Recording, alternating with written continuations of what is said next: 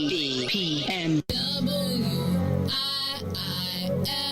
WIIFTBP. Media's just for you and me. WIIFTBP. Media's just for you and me.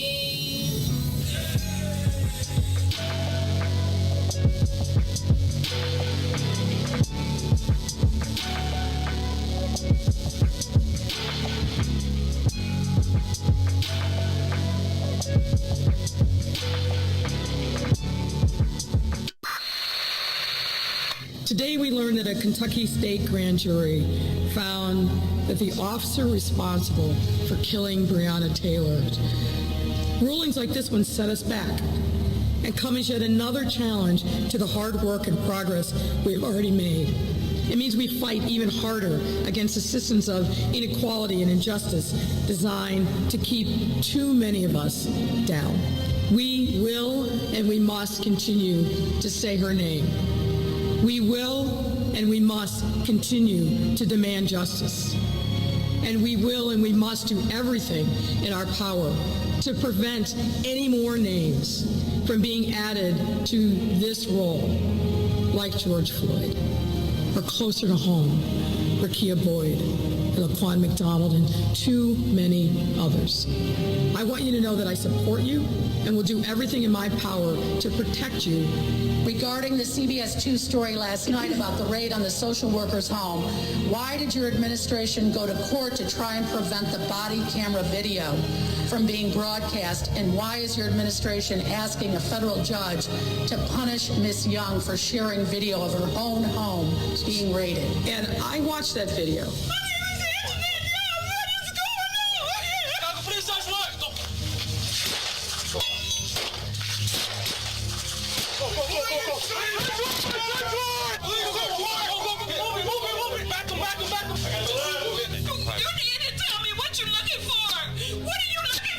Now, this case was litigated in federal court. The federal judge put in place an order.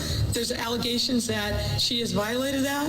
A federal judge put rules in place. It's for that judge to determine whether or not that was appropriate. I'm not going to sit here and second guess a federal judge or how the information related to that matter was handled. That's for that judge who I know and is very competent and I'm sure will be fair in assessing. Oh my God, this cannot be right! How is this legal? Because COPA has not yet made a decision in 22 months on this.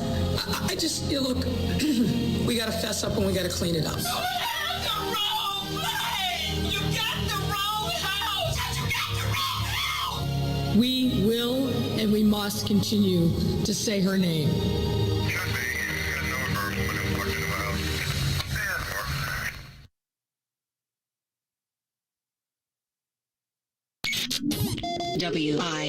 WIFTPM. Jackson. If you could make up a social media holiday, what would it be? Randy said National Don't Let No One Put You Down Day. No one. What you gonna do? So when they say something crazy, you slap them? Be like me said. Randy said a Jukathon Day. Man, we about 60 years old. I be done had a heart You gotta get your heart rate up. Okay, that not that far. All right, Mario said my favorite one. My friends and I do what we call National Call Off from Work Day. As a business owner, I don't. You don't like that? Yeah. I don't like that one. Because I'm the boss of this thing. We got Marcus Garvey Day from Remy too. Oh, Marcus Garvey Day. All right, what will we do on Marcus Garvey Day? Call off from work. I'm going to need you to go ahead and come in tomorrow. That would be great. Okay? Yeah, right. Every black holiday has something to do with calling off from work.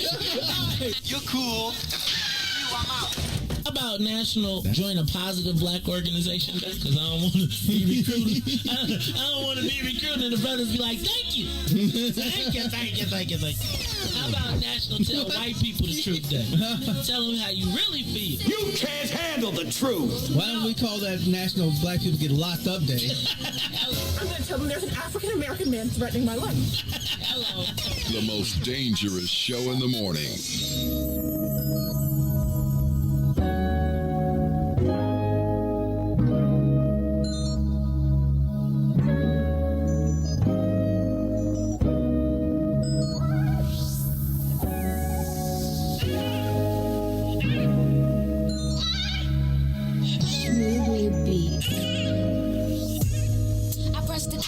Keep calling me, give you some love, you want all of it.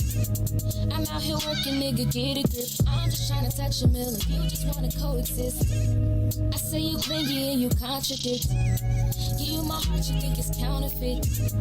Give you my word and you won't trust in it. What's the point of loving me if you don't know what trust is? I need the is you give now. Please don't back down on me. You've got the attention I need. Put your pride aside for me. Oh, 'cause I need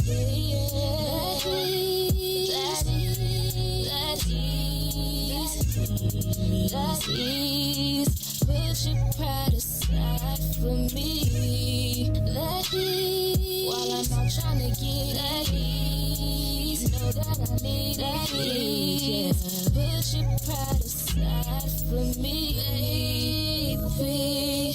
You're insecure, it's driving me crazy. I'm trying to get it and you keep on saying, you know my love is never enough. I put up with you for too long, now I'm over it. You want affection, I need money, I'ma call it quits. That is, that is, that is. Put your pride aside for me. That is, while I'm trying to get it, need it. That is, put your pride aside for me. Put it aside, put it aside, put it aside, put it aside, put it aside. Put your pride aside, put it aside. On me. Put your pride aside for me.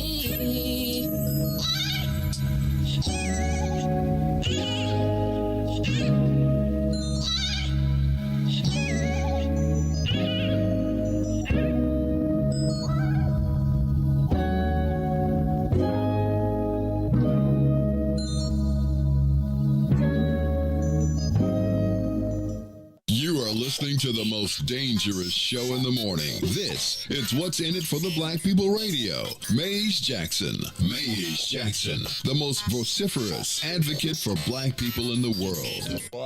For Ruthie Moore, for Todd Stoger, I am the host of the Maze Jackson Show, asking every single day, what's in it for the black people?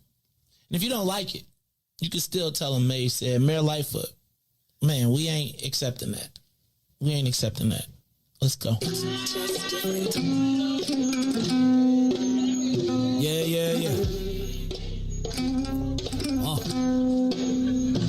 Let's get down to business and go ahead and address the facts, man. Lightfoot seems more lesbian than black. Rahm Emanuel's another case. He was just as tired. 50 closed schools left much to be desired. Police had Anjanet naked on that body cam. They suppressed the footage so it couldn't touch a lot of hands. Reminds me of that 16 shots in that cover-up. Both of them similar, so I went and dug it up. George Floyd killed, a lot of riots happened in the town. Southside burned and they wouldn't let them bridges down. Grandmother sick, need a prescription and plus a couple groceries. You gon' have to travel just to get it now. COVID-19 out here shutting all the business down. Not enough SBA loans to even give around. So many failed businesses that you can put them in the pile. If you don't survive the pandemic, it's gonna sit you down. We sing, dance, play ball, entertain, and crack jokes. Government infested black neighborhoods with crack smoke. System that milked us so bad, we got lactose. Still trying to find out what's in it for us black folks. We sing, dance, play ball, entertain, and crack jokes. Government infested black neighborhoods with crack smoke. System that milked us so bad, we got lactose. Still trying to find out what's in it for us black folks. Shout out to Willie Wilson, hope one day you get to send it.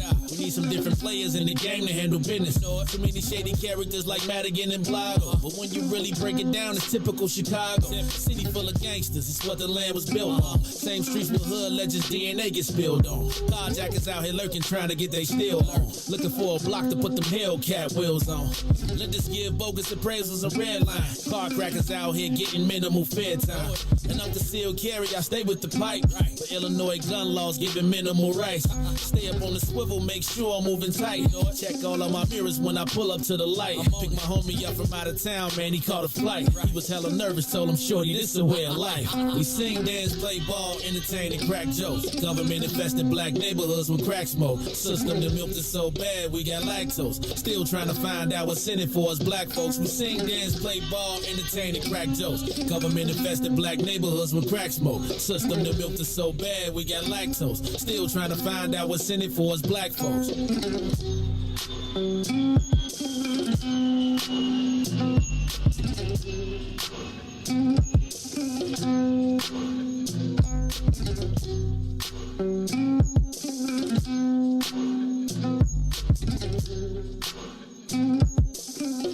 Wake up, Chicago! Oh, wake up, world. This is the Maze Jackson Show. I'm your host, Maze Jackson. You know what I'm saying? Ruthie Moore not coming today. Ruthie Moore not coming this whole week. Ruthie Moore said, I'm trying. Well, let me mind my Ruthie don't feel good. Let's just put it that way. She been out there and trying to get. Yeah, that's all right, you know what I'm saying? You know, I know she watching. So, you know, I know she. Yeah, watching. she will. She will. I heard you last week. Right. She will come back. She will have notes. You're right. I'm telling you, Ruthie is the enforcer. Like she is. I'm telling you. Like when I have my official mob, like Ruthie gonna be walking down the line. I'm gonna be saying stuff. She gonna have her black gloves on. She gonna be like, Dante still ain't been in the studio. We ain't playing your music no more. Playing your music. Dante, you better get in the studio. You know it would be slick though. Since she ain't gonna be here, he should come in this week. Right? Because he can slide in without really getting all the way. Because you know Ruthie, I'll be, hey, Dante, how you doing? Ruthie will be sitting right there. She'll just be mean mug. Like, you ain't bought no ads. You know how many times, you know how many minutes of airtime we done gave you, times how many live viewers, times. Dante, you know what I'm saying? Dante, if you a slick, I seen you at your Oprah Winfrey reminiscence. Right? I know you Oprah big. We got you. But don't forget the peoples. And you know Ruthie will not let you forget. She I'm telling you, Ruthie keeps I thought I kept a list. No, Ruthie keeps a list. And she be acting like she don't be seeing, she be seeing. She be like, hey Maze, I heard Mug was do-do-do. I be like, dag, Ruthie. Yeah. So Ruthie's out for the week. I think that's what the thing is. But it's okay, because we're gonna be all right. I got my man DJ Riis the Ruler. It's one day away from his. Well, it's not really his day. It's my day. It's not. It is. Man. It's not Riis. It's a day that the Lord has made. Okay, that's everybody's day then. But I'll give you props. I'll give you a little.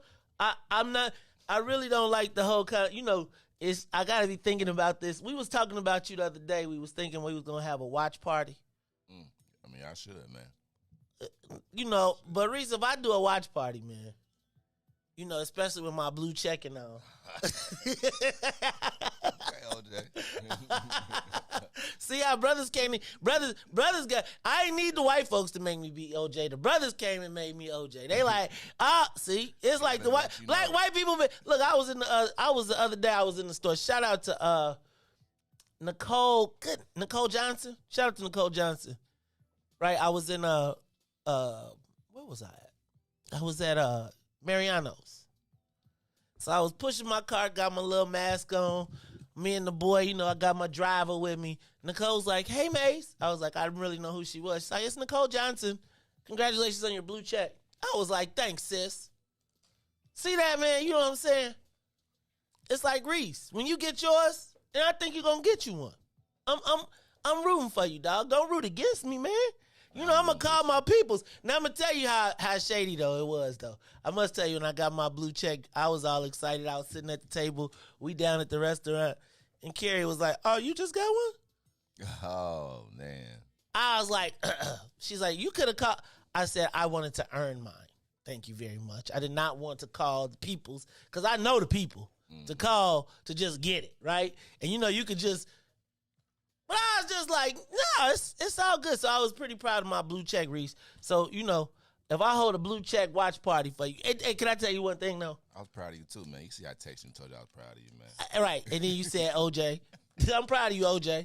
Like, don't get too big for your britches. You got to let them know. You got to let them know. Like, I still expect. But, Riis, I am going to tell you. I'm not going to trip. It does look all official when you comment on somebody post and it be like, Maze Jackson, check. And they be like, look at somebody. So, for everybody else who don't want to tell you, like, if it's somebody outside of Chicago, they'll be like, dag dog, who is dude? They'll be click, click, click. I told you I got blue check dudes commenting on my page, man. I told you I'm on a different level. That's when you stunt. And they don't even know. That's my good. But I ain't going to tell you, I'll be like, so. It makes my, like, when I be thinking about, like, the other day when I was commenting now, I'm like, should I comment on this or not? You know? I don't know if I want to put I don't know if I want to put the check, because if you put the check on there, they be like, who is that? It is funny, though, because when I get the checks on Instagram, the first thing I do when I get somebody who comment or like on a blue check on Instagram, I'll be like, who is that? Well, unless I know who they are. Usually mine still be Omarosa, though. She be like, them babies so cute. All right, y'all. It's the Maze Jackson Show. I'm your host, Maze Jackson. Got my man, DJ Riis, the ruler, in the building. What up, Riis? How you feeling, man? No, I'm blessed by the best. You already know the rest. I was about to say, do I got to finish? I do know the rest. Oh, yeah, no. But, hey, I came in today. And what's so crazy that I actually came in today, I would say early, but it really wasn't early. It was like 5:45. But the expression on your face, when I come anytime before 5:55, you be looking like, I was like, what is going on? I don't know who this is, but it better. You be looking like, man, I hope this him. But yeah. No, I don't be looking like I hope it's him. I'll be ready, bro. Yeah, I know you be looking like I'll be like, okay. I'll be like, I was thinking about doing like they do on the movies. You know how you be having, like I just was thinking about having a shotgun just mounted here, but I be thinking too many people get to sit in my seat.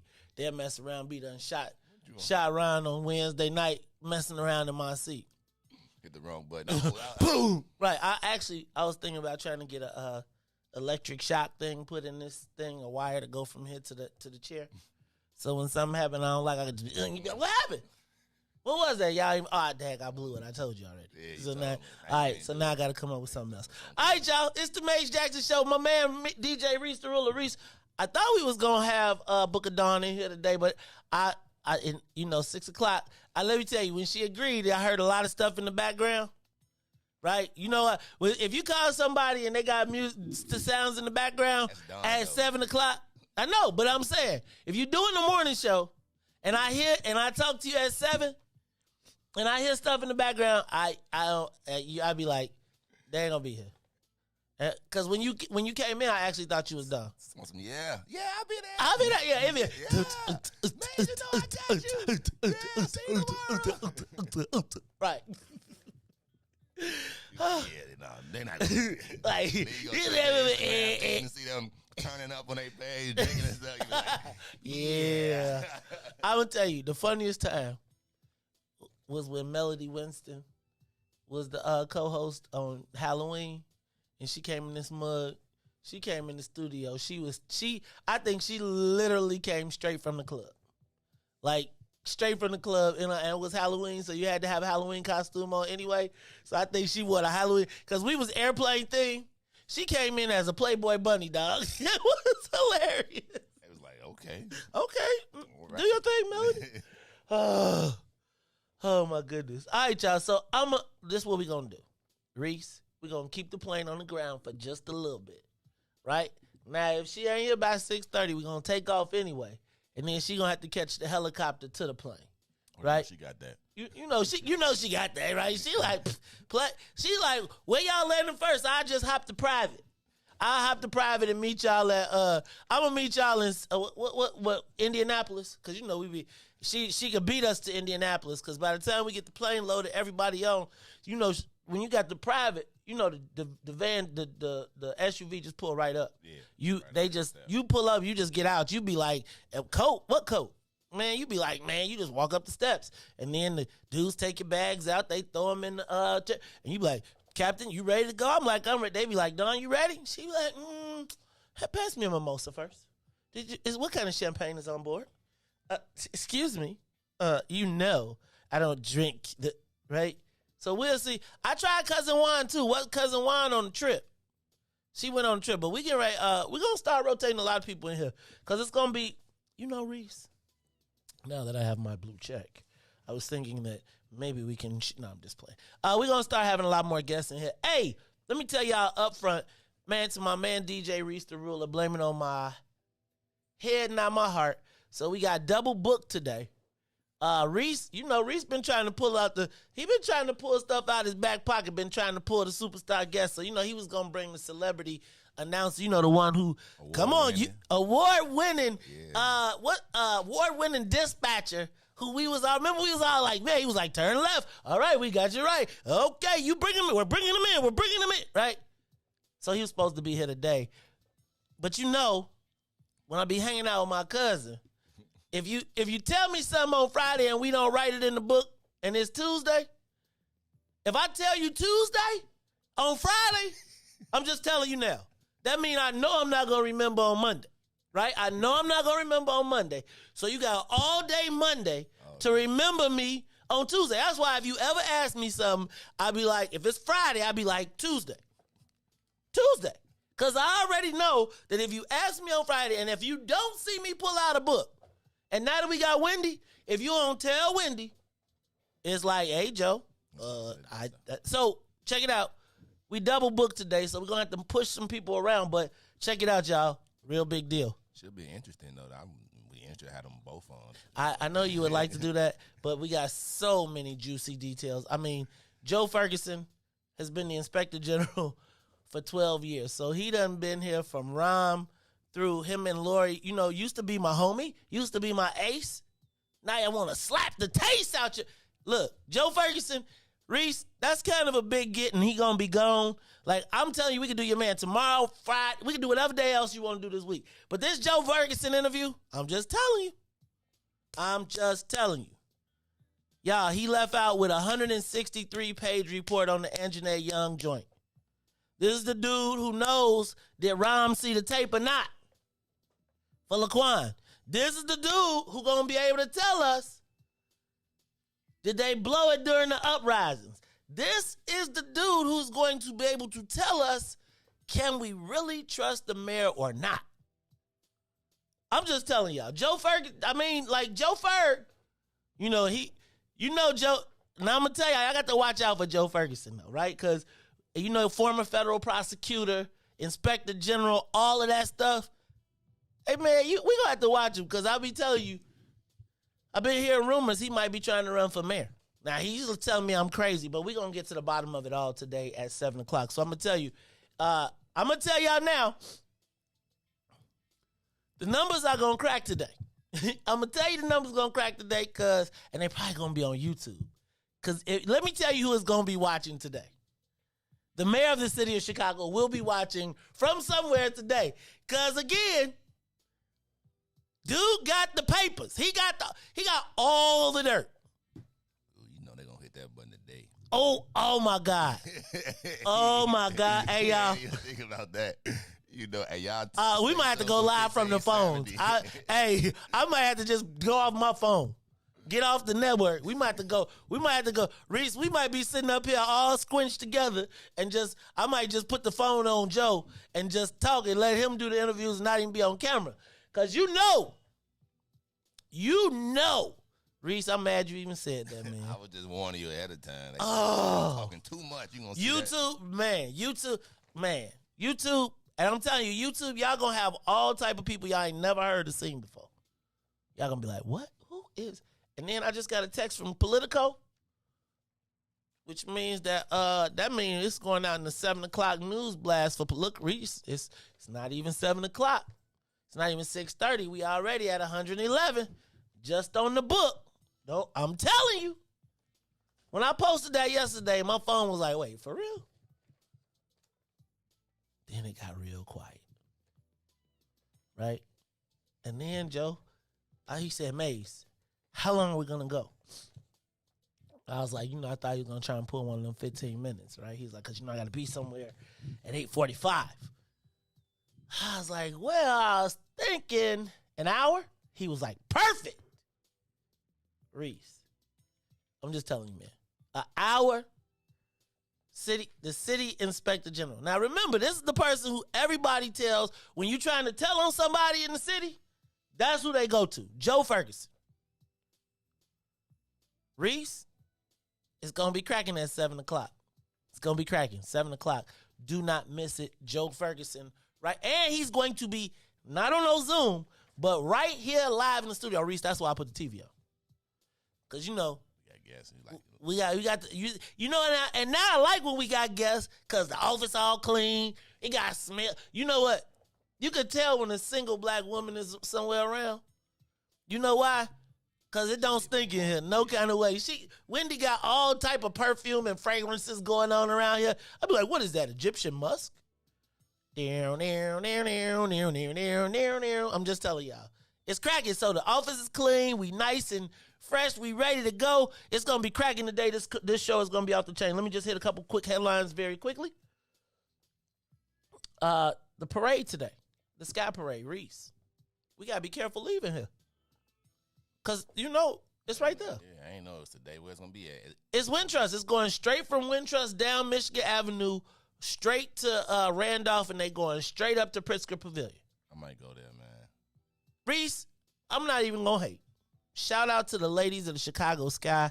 Y'all are Chicagoans. Shout out to Candace Parker, especially for representing for the suburbs.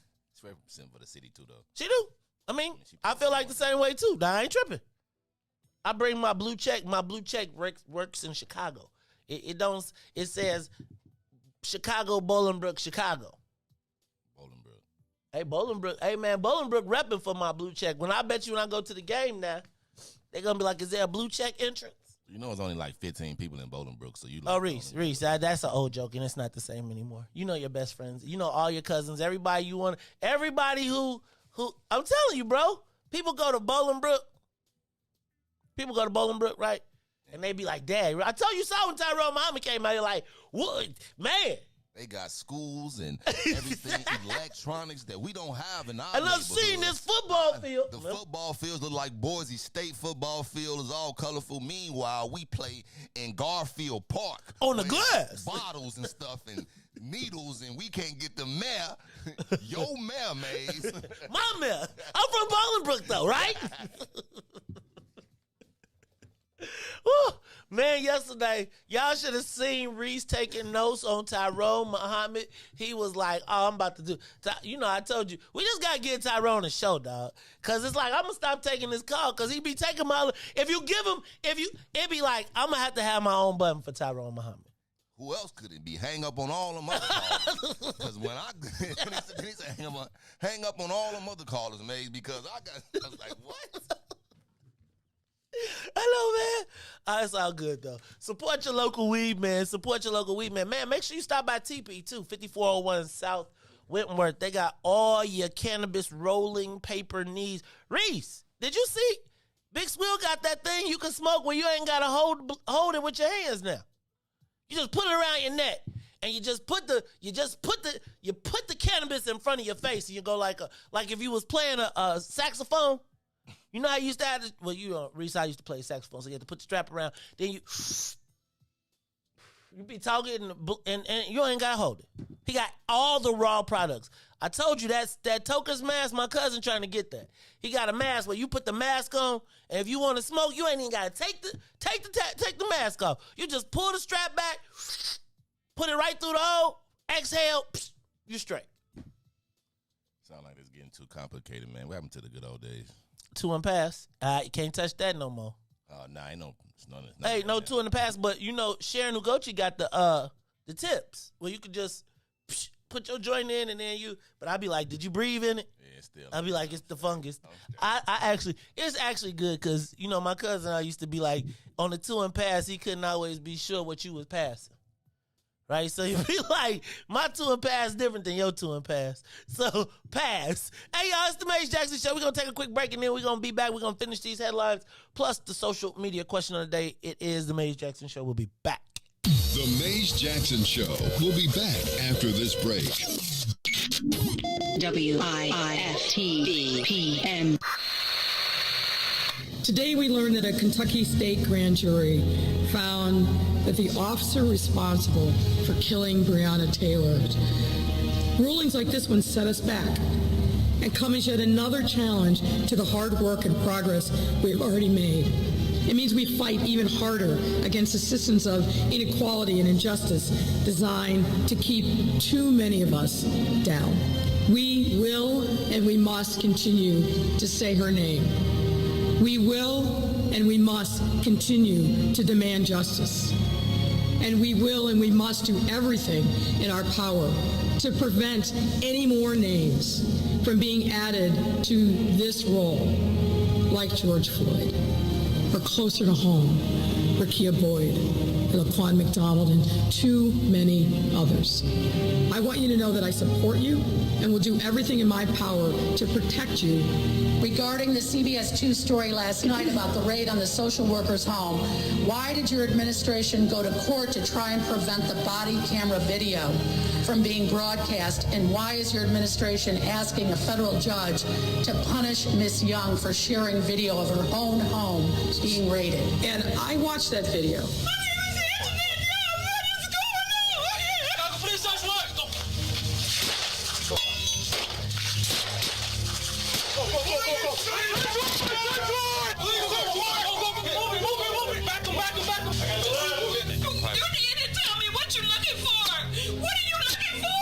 This case was litigated in federal court. The federal judge put in place an order. There's allegations that she has violated that. A federal judge put rules in place. It's for that judge to determine whether or not that was appropriate. I'm not going to sit here and second guess a federal judge or how the information related to that matter was handled. That's for that judge who I know and is very competent and I'm sure will be fair in assessing. Because COPA has not yet made a decision in 22 months on this. I just, look, we got to fess up and we got to clean it up. You have the wrong plane! You got the wrong house! You got the wrong house! We will and we must continue to say her name.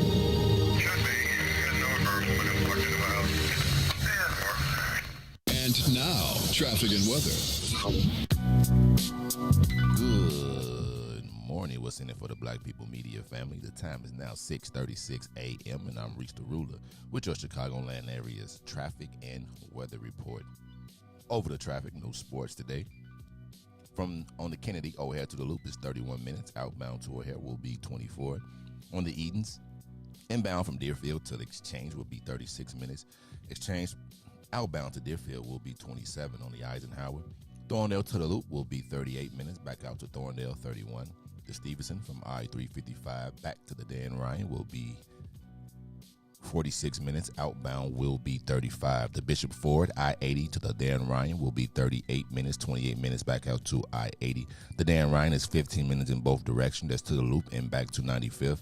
DuSable Lakeshore Drive south is 7 minutes. 55th to Jackson, as well as Jackson out to 55th and 8 minutes north. That is Randolph to Bryn Mawr and Bryn Mawr back to Randolph. Today's weather, it is currently 55 and clear. Today will be a high of 72 and a low of 54. I'm Riis the Ruler. Now here's Lex with Interstellar here on The Maze Jackson Show.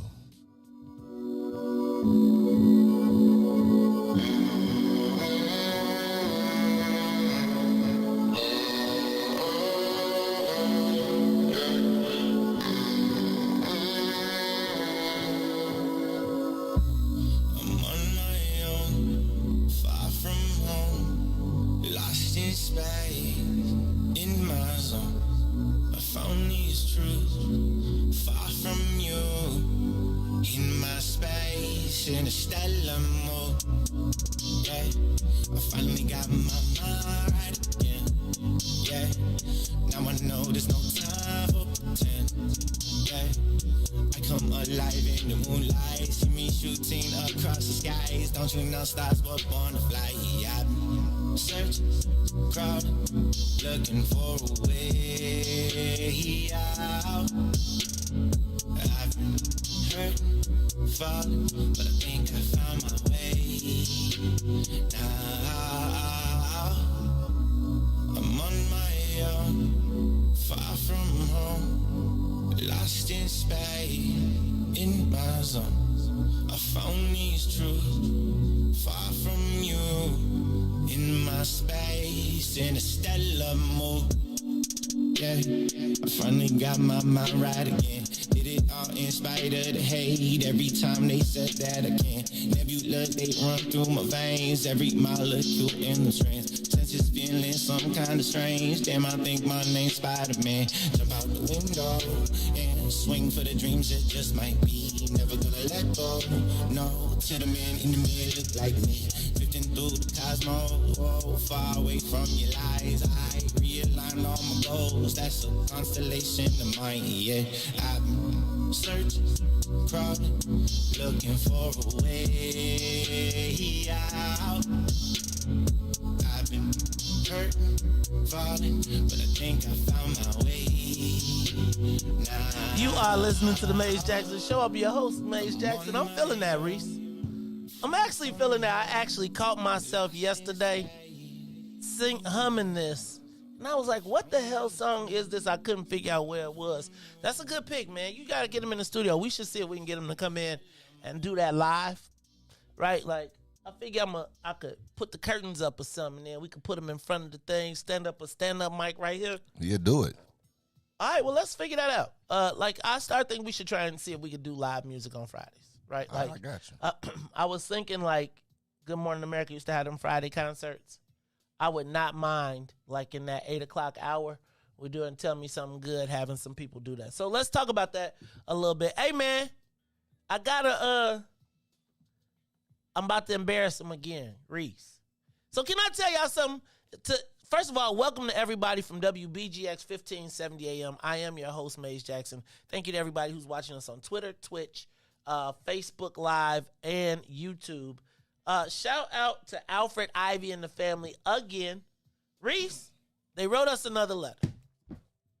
And he said don't read the letter on air, but I'm going to read it on air again just because I got to put the cherry on it. And I got to go to something else that somebody talked to me about. But I want to read this. Hello, Mr. Maze Jackson. Absolutely good move with sharing the letter from wife and I. Thanks, sir. Bruh, you are cool, and we wish you and yours nothing but the best. Not looking for fame, fortune, no ulterior motives, etc. We champion your platform. No need for the on-air shout-out. My bad. Know we are with you. Just a few pictures with narratives to show you yours, like you share and enlighten us every day. And to let you know, yes, we believe in black people and only want the best for us as well. Please know that you are doing a good job with it, which is not in vain. Sir, everyone I come in contact with are encouraged to listen and support the Maze Jackson Show. Goddaughter, niece in the medical law school, nephews, electrician, journalist, lawyer, etc. Doing good despite one sagging. So some on hard times. We need in a positive way where we can, none in the system. Lots of their friends are doing good and the best what they can given circumstances, etc. No shade to those who are not. Mr. Mays, say hello to Mr. Mays, the best to you and your family. Wanted to take time out to say hello. Continue to stay encouraged and keep up the awesome work. With this gesture token is a donation to Wiftable Media and know, man, that we have your back like vertebrae. And take care, my man, and Semper Fi. Best to Miss Ruthie, DJ Riis, and sometimes Todd. Semper Fi. P.S. From Chicago, and know that about 200 citizens registered voters in Cook County when it comes to WRD. That's you, babe. The Water Reclamation District. Peace. PSSS. Uh-oh. Ooh. He said, You might got to skip that part right there. Yeah, I probably do. I do. But let me also say something else. Thank you to Alfred and family, cause Riis. In the envelope also was a check. $500. Told you touching people out here, man. $500. Thank you, Alfred Ivy. Thank you. One of the things that somebody said. So I tell y'all, thank you, because this will pay for 1 week of one person, actually, almost. So that will alleviate the cost for 1 week. You know, so I don't like to ask for money, right? And I'm not going to probably start doing it. But I am going to tell you that if you do, first of all, I love the letters. Like, it's one thing to get a Facebook post or somebody to send you an inbox. It's a whole nother thing to get a letter. So if you want to send us letters, you do not have to send them to WBGX. Send them to 2907 South Wabash, Unit 201-60616. That's Wiftable Media at 2907 South Wabash, Unit 201, Chicago, Illinois, 60616. If you want to send a check, no, I'm just playing. But let me say this. All donations are welcome. We are grateful for those donations. Somebody said when I tell the seniors, oh no, you can't. Let me say, Boosie, Fraylana, because I was like Fraylana. Who Fraylana? The first time I seen Fraylana, I was like, who in the heck is Fraylana? But thank you. Shout out to Fraylana because she is a faithful tither, right? She's straight up. Shout out to Fraylana Latham. Y'all know I asked Boosie. Thank you. And I'm going to tell y'all, thank you to Angela Kilpatrick. I am going to tell y'all we got to stop. So I am looking to do a What's in It for the Black People billboard campaign. For What's in It for the Black People media, I want to have us have billboards throughout the city asking the question, what's in it for the black people? And so we are going to go on a fundraising drive. We're trying to raise approximately $10,000 to put our billboards throughout the city. So we'll promote the show, but we also want to promote the question. And so we're going to talk about that a little bit later. I'll put a drive together, but know that is going to, that Alfred, this goes to our costs. None of this money goes to Maze Jackson's pockets. Essentially, at this point, we have gone from an operation, a free operation with donations, to we actually have to pay our staff. As much as we can get it on the love. And I got to tell y'all, can I tell y'all, DJ worked for us for like a year for free. Like straight up, like be here at 4 o'clock in the morning. Okay. And so, and Laurent and all of the people, and we started as a volunteer organization. Let me tell you, we could not have done it without Sonia Escobar just straight up being like, I'm going to give. Can I tell you the biggest help to us to getting off the ground at Wiftaba was COVID. Because people had time and were willing to, they was at home, so they were willing to do it. And I'm grateful for that moment because I think we found some people throughout this that will probably be with us for a very, very long time. So I got to say thank you to all of y'all. But y'all, Intois Dumela, I heard you. I saw you on the campaign. Y'all know I'm just loath to ask for money. Now, I'm going to tell y'all, when y'all give, though, y'all certainly do give. But I want, like I was thinking about Ludacris. And you know how when you used to get off the airplane in Atlanta and it'd be like the Ludacris billboard and or JD, and they'd be like, welcome to Atlanta. Could you imagine if people got off the plane from all over the world and all they saw around the city was what's in it for the black people billboards? And not so much the media component, but the question. Like forcing the question. Could you imagine as the governor is driving through the city of Chicago when they ain't done nothing? When they haven't done anything for us? Imagine a billboard, since nobody want to ask the question on the way to church, or when they in our churches, we put them across the street from the billboards, from the liquor store that be across the street from the church. We put the question there so that the mayor, the governor, everybody can ask the question. Thank y'all. So I just want to tell you, Alfred, thank you. Thank you to John Alston. Thank you to Fraylana. Thank you to Nidra. Can I tell you what? I can always count on Monday morning ensuring that Nidra Solo Beauty Supply is there. They was our first advertiser. Not an inconsistent. For every week that we've been on there, there's been $100. And since we have been able to take money, Fraylana, better known as Boosie, faithful.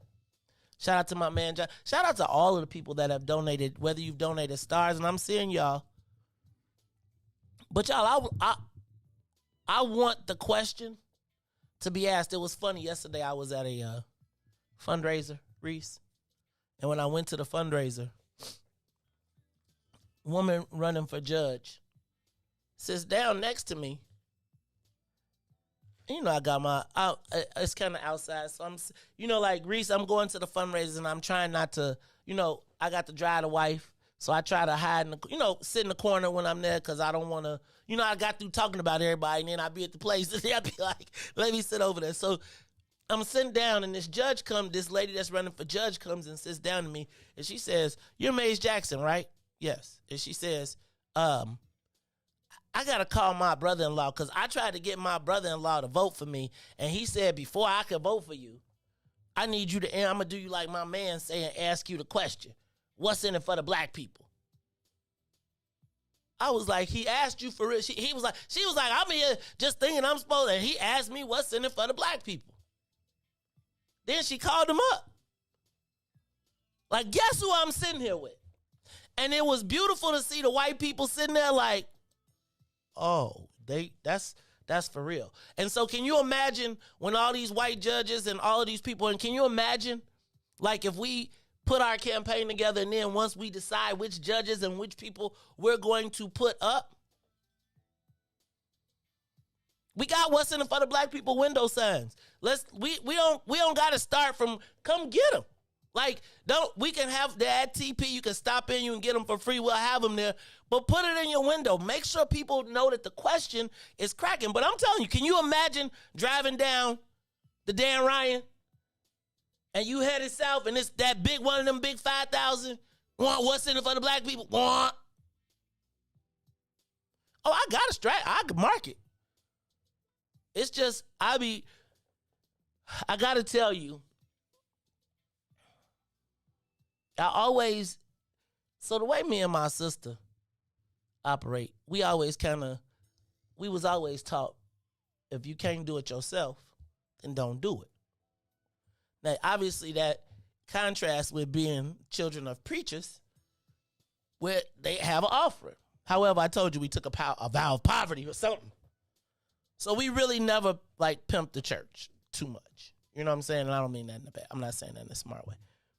And so I've always been in a place where I don't like to ask. But I do notice that anytime that we have probably one of the most dedicated, faithful audiences out. I mean, if 300 people literally get up every day at 6 o'clock in the morning and rock with us from 6 to 9. And I think the power of the platform can be extended. I'm a strong believer in media, right? Because media is what really shapes and influences. I mean, it's a reason King Von and them had billboards all around the city, right? It's a reason that the liquor companies, and it's like, my point is, what if we replace those with our own messaging, right? And we put that money towards making our own billboard campaign. Now Riis, look at Riis like, am I getting my face on that billboard? We might put you in a super small. Super small. Just as long as I turn sideways so they can get the blonde patches. Ah! But the point of even naming us what's in it for the black people, media, people are with the... But the point is that when they write it and they have to write out the question, what's in it for the black people media? Can you imagine when you read that in the paper? Can you imagine when you say that and you have to read those words? Imagine if you have, and thank you to what's in it for the black people. What the what? Did I just have to think? So I want to encourage you all, when we launch our billboard campaign, because my initial billboard campaign was going to be like, boom, look at us. We got big faces. We superstars. But I was just thinking, like, could you imagine just the question? Just the question in black and white. No color, no frills. What's in it for the black people? You sponsor your own billboard in your own neighborhood, so your alderman got to drive past it. Your state rep got to drive past it. The governor got to drive past it. Everybody that's running got to drive past it.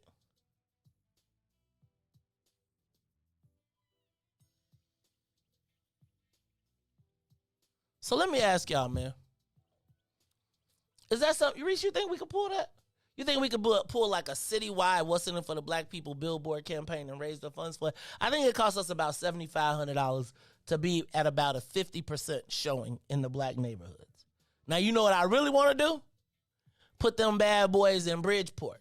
Put them bad boys like right before you go into, what's that, Mount Greenwood? In the white people neighborhoods. What's in it for? Well, you collards? Don't you got everything east of Kedzie? Good Lord, we can't move no further. But anyway, like to see the evidence of our footprint, like to really, we are a ADOS capital, right? If we the ADOS capital, shouldn't we have a flag somewhere around this mug? Shouldn't people know we here? Like, think about in the Obama land. University of Chicago, what's in it for the black people? Let's stop letting them ignore us. Right? I mean, all you want them to do is ask the question out loud. What's in it for the black people? All right. I hate when Jesus catch me like that. No, I don't. I gotta take it. You know, the spirit be moving me. All right, y'all, it's the Mace Jackson Show. All right, coming up, 7 o'clock, Joe Ferguson. Joe Ferg in the building. They told me he had a wicked jump shot, too. Riis, you know how I be feeling about the white guys that play basketball, though. I don't think they could jump. But they can't jump. But they can shoot. That's one thing you know of it. I don't care how tall, how small they is. And not to be racist, but why you can't be racist? Stop it. Don't be apologizing. Go ahead. You know, white people see as white people, we just know they can shoot. I don't care what you doing. Three-pointer. They three-point dead eyes. I don't care what you doing. You go in the gym, you see a white person, he's immediately the shooter. Shooter. Oh, my goodness gracious. All right. It's the Mace Jackson Show. And he knows fun. He can pass, too. You know they can pass. Baby pass. They got that jerky pass. Not the Bobby Hurley. All right, y'all, it's the Mace Jackson Show. I'm just telling you. What's in the For the Black People billboard campaign? Can you imagine just walking around the entire city and you ain't even got you just stand by? I just want people to take it. You know that'll be touristy. Can you imagine putting What's in it for the Black People on Madison and Pulaski? You know that billboard on Washington and Pulaski that sit on top, like right by the gas station and everything right there? I used to have the Bad Boys on that billboard. I used to have everything. Man, I'm just saying, Joe. Mace Jackson, just think about it. They didn't ask him no black questions neither on Chicago Tonight. All right, it's the Mace Jackson Show. Riis, let me get through a couple more of these headlines. One more time, rest in peace for Colin Powell. Are we conflicted at all about Colin Powell? Like, I feel like Colin Powell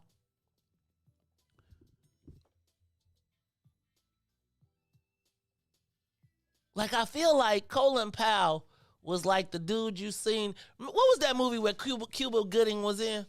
And he was like the swimmer and they tried to drown him, right? And he was he had to be the deep sea diver and he had to go through, the white boy spitting his food, did everything.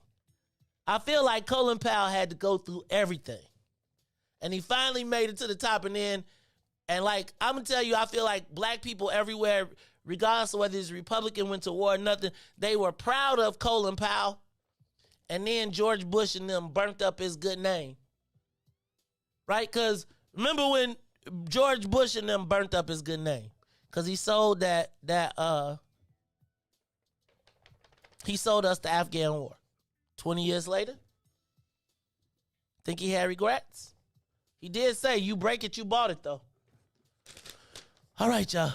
Rest in peace to Colin Powell. Rhea asked you, are you going to the Sky Parade? You going to the Sky Parade? Yeah, I think I'm. You gonna go get your girl? You gonna get your daughter? Yeah, take her out of school? Well, you know what? For some strange reason, they keep saying that my daughter need a shot, so I might go. Wait, she need a shot. What kind of shot? They said that she didn't get her 5th grade shot or something. You know, I got a daughter. I think she in 7th grade. I want to say. Okay. Or 8th. Okay. Riis, you don't know what grade your children is in. See, her birthday. Let me see. She in 7th or 8th. 7th or 8th or 7th. I'm going with 7th. Going with 7th. Riis, I'm not even going. Riis, you just canceled a whole bunch of stuff we was talking about you on. Right? You was super dad till you forget. You know how old she is? She in 7. Yeah. Look, your wife. Your girl 7. just text. Oh, the Iraqi war. I'm sorry, Salim. My bad. The Iraqi war, which became everything. All right, y'all. It's the Mace Jackson Show. Counting down because we got Joe Ferguson coming in. I hope he know how to get in. But he is the Inspector General. He was a former Fed. He know how to get in people's business. All right. Did you see Alderman James Gardner stripped of his committee titles? Because he used... Riis, I got to know which words are the unusable words. Because I feel like you could call somebody a ninja and come back from that. What are the words you cannot use that you cannot come back from? Because, if you call somebody a nit... Right? You got a week. You suspended for a week. But I'm trying to understand because Tony Preckwinkle was completely upset. He used the B word and the punt word. Punt replaced with the C. You know, some men take the B word pretty offensive though. So what? What do you mean? Like, I know some men that's like a very offensive word to them to call. Like, you can really call them anything, but when you call them the B, it's like a dude. Yeah. If you call a dude a B. Yeah. Like you a bit. Oh yeah. Like some dudes. Yeah. But is it enough to get you fired? Is it enough to make you lose your committee position? I'm saying the B. Can you call him it? So in the real world, like off the block, like in the political world, Riis, what word can you not recover from? In the political world? Yeah, I would say it probably is the N word. You can recover from the N word. Nah, not today. It depends on your context of using it. If you say A, yeah, you can get away with. Can a white politician get away with the N word with an A? They can't get away with it. Period. Now today, if they know, no. All right, look, y'all. This is the Maze Jackson show. Riis, could you let him in and get him set? I'm gonna keep on talking. You go ahead. Oh no, you want to go ahead? Let him in. All right, y'all. It's the Maze Jackson show. Joe Ferguson is in the building, y'all. It's finna get crack-a-lacking up in here. It's finna get cracking. When I tell you it's gonna get cracking, it's gonna get cracking because I got mad questions. Yeah. So let me run through the rest of these headlines. Oh, I see y'all peeking in. All right. Do you see the officer shot in the face in Lincoln Park? Shot in the grill and was back at work later on that day. I don't know about that one, Joe. I feel like he came back to find the people who did it. It's gonna be careful. Did you see the police and the fire have the lowest vaccination rates in the entire city? Like Kim Fox got 99% in her office. I want to know who is the one person blowing the perfect. I'm curious about that. And did you see Governor Pritzker has already spent $7 million in ads? So I'm just going to tell y'all, just back to my point. He spent $7 million in ads and he has no opponent. Why? Because he has no answer for the question. And so I'm just going to suggest y'all that we ask, would y'all rock with me on the Billboard campaign? I'm curious to know if I could get y'all to rock with me on that Billboard campaign. Like, could we raise, like, ideally I'd like to raise 10 grand and I'd like to have big billboards all throughout the city asking the question, what's in it for the black people? But speaking of that, when we come back, we are going to be talking to the Inspector General. And I'm cutting off all the stuff I'm turning off, so y'all going to be looking at a black screen till he get in. It is the Maze Jackson Show. We'll be back after these messages. The Maze Jackson Show will be back after this break. WIFTBPM. Today we learned that a Kentucky state grand jury found that the officer responsible for killing Breonna Taylor. Rulings like this one set us back and come as yet another challenge to the hard work and progress we have already made. It means we fight even harder against the systems of inequality and injustice designed to keep too many of us down. We will and we must continue to say her name. We will and we must continue to demand justice. And we will and we must do everything in our power to prevent any more names from being added to this roll, like George Floyd, or closer to home, Rekia Boyd, and Laquan McDonald, and too many others. I want you to know that I support you and will do everything in my power to protect you. Regarding the CBS 2 story last night about the raid on the social worker's home, why did your administration go to court to try and prevent the body camera video from being broadcast? And why is your administration asking a federal judge to punish Miss Young for sharing video of her own home being raided? And I watched that video.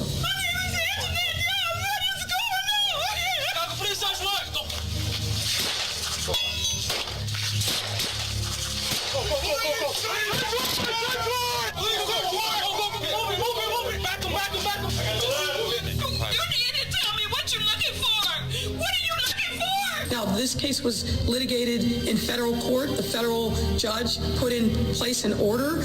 There's allegations that she has violated that.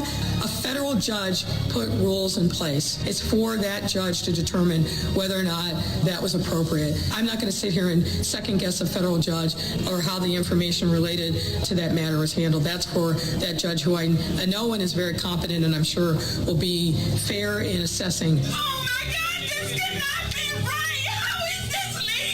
Because COPA has not yet made a decision in 22 months on this.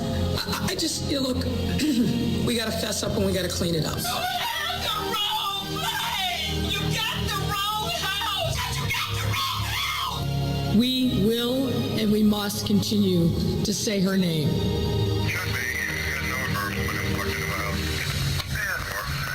And now, traffic and weather. Good morning. What's in it for the Black People Media? The time is now 7:05 a.m. And I'm Reese the Ruler with your Chicagoland area traffic and weather report. On the Kennedy, O'Hare to the Loop is 43 minutes. Outbound to O'Hare will be 24.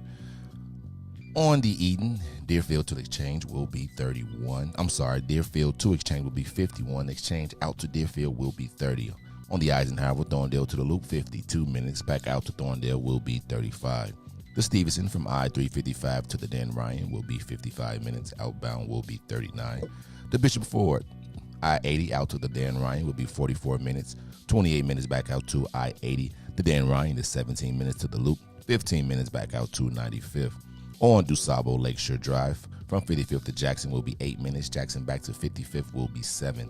On the north side of things, Randolph to Bryn Mawr, as well as Bryn Mawr back to Randolph, is still locked in at 8 minutes. Today's weather, it is currently 55 and clear. Today will be a high of 72 and a low of 54. I'm Reese the Ruler. Now here's Valerie here on The Maze Jackson Show.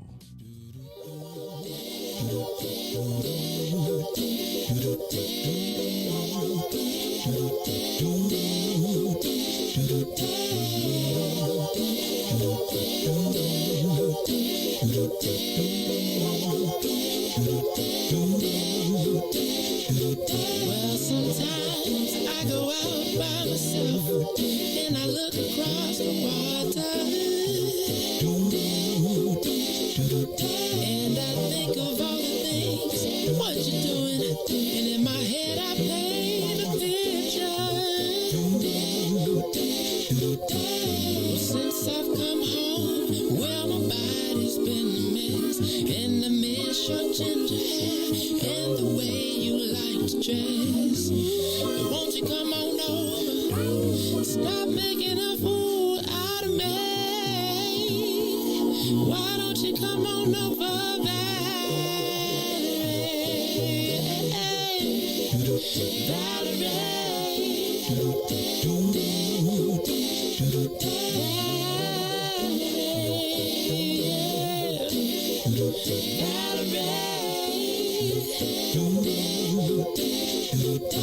Did you have to go to jail? Put your house on up for sale. Did you get a good lawyer? I hope you didn't catch a tan. I hope you find the right man who'll fix it for you. And are you shopping anywhere? Change the color of your hair. Are you busy?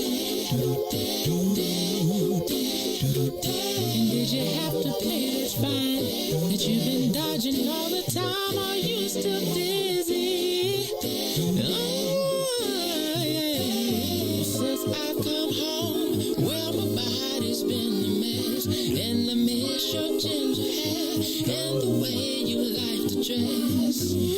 Won't you come on over? Oh, stop making a fool out of me. Why don't you come on over there? Back to the Maze Jackson Show.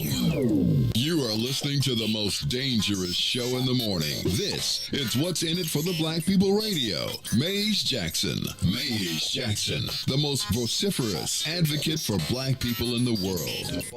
For Ruthie Moore, for Todd Stoger, I am the host of the Maze Jackson Show, asking every single day, what's in it for the black people? And if you don't like it, you can still tell them Maze said, Mayor Lightfoot, man, we ain't accepting that. We ain't accepting that. Let's go. Yeah.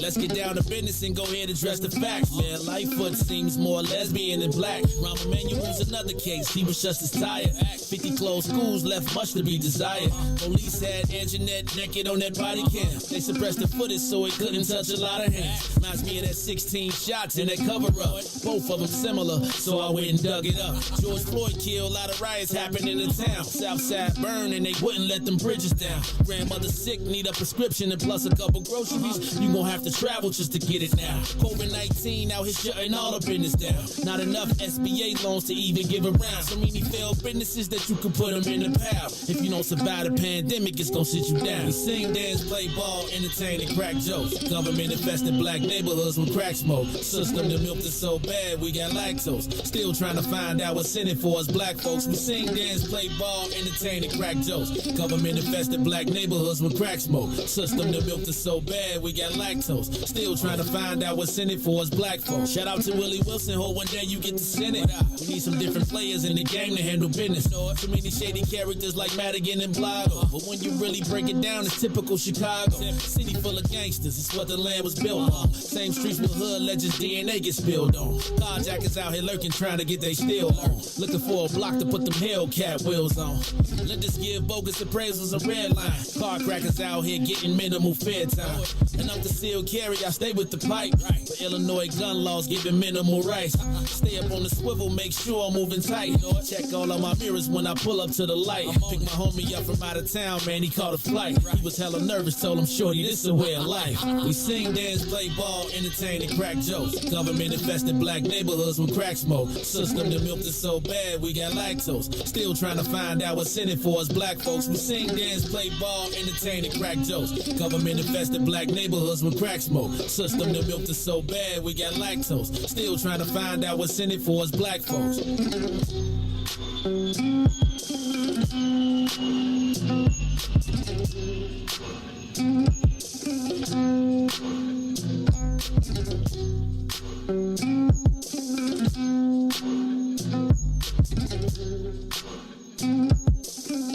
Wake up, Chicago! Wake up, world. This is the Maze Jackson Show. I'm your host, Maze Jackson. Riis, we did not take the plane off. Don didn't show up. I told you, when you ask somebody to be here at 5 o'clock in the morning, 6 o'clock, and you hear in the background, and they be like, yeah, I'll be there. You be like, I don't know if it's going to be there. So check this out. Let's get the soul plane up and away. Let's get this bad boy up to 60,000 feet. We are up and away on the soul plane. It's your man, Maze Jackson. Got my man, DJ Riis the Ruler. But hey, y'all, in the world of media, this is what they call a big get. Right? This is what they call a big get. And don't be fooled by his unassuming posture right now. We seen you bobbing your head, too. We seen you bobbing your head. I seen you trying to hold it tight. But that's my man, Loch Ness Monster, who is one of our listeners who sent that song in. And he did it. And actually, as I was listening to it, I feel like that's almost like it's kind of a journey through your career. A little bit through all the things that he touched on. And as I was listening to the song, I was saying, wait a minute, I got another question. And I got another question. Here in the building, y'all, and I know they get mad at me when I smile when we have guests, especially white guests, right? I'm supposed to be, we got the black. But I got to tell y'all, y'all know I'm an old school. I came up in the old school Chicago politics. Right? So, well, the end of the old school Chicago politics.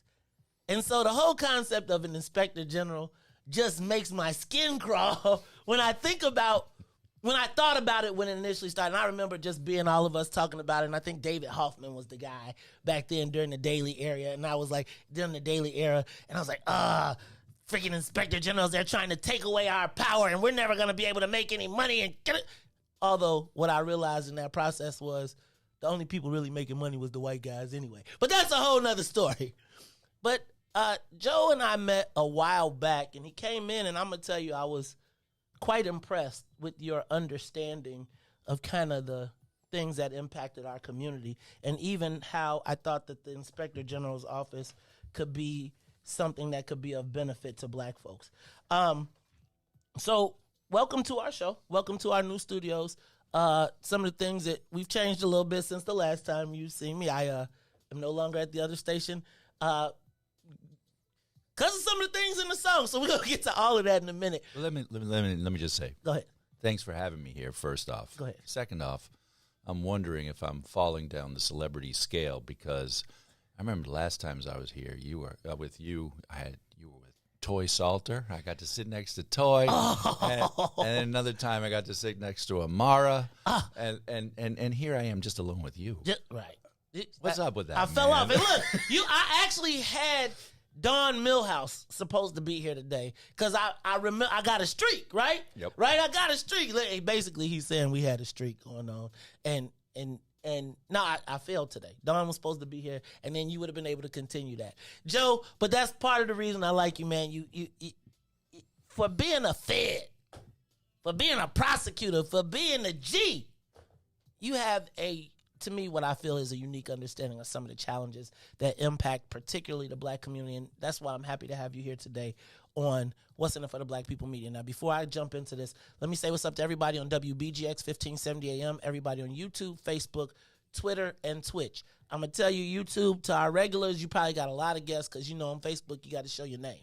On YouTube, and Madam Mayor, why don't you just go ahead and give us a sign because we know the mayor's watching. They watch obsessively. But, Joe Ferguson, who the hell are you?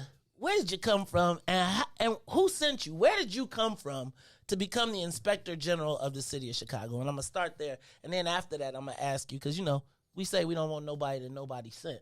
And it seems like when you look at the Inspector Generals around, and let me move out of the county, but like when you saw what happened down in Springfield and et cetera, there's always been this concept of them being neutered tools of the administration to provide cover. How did you get to this spot, and where'd you come from, man? Well, you mentioned I was a federal prosecutor, and I don't know if you want to go all the way back, but I'm not from Chicago originally. I grew up in Boston. I grew up in Boston, the inner city of Boston. I grew up in the inner city of Boston when there were race riots during desegregation, and I knew the world in a different way. Okay. But in Chicago, here's what we did in Chicago. In 1989, we passed a law that created this particular version of the Inspector General's office that evolved over time.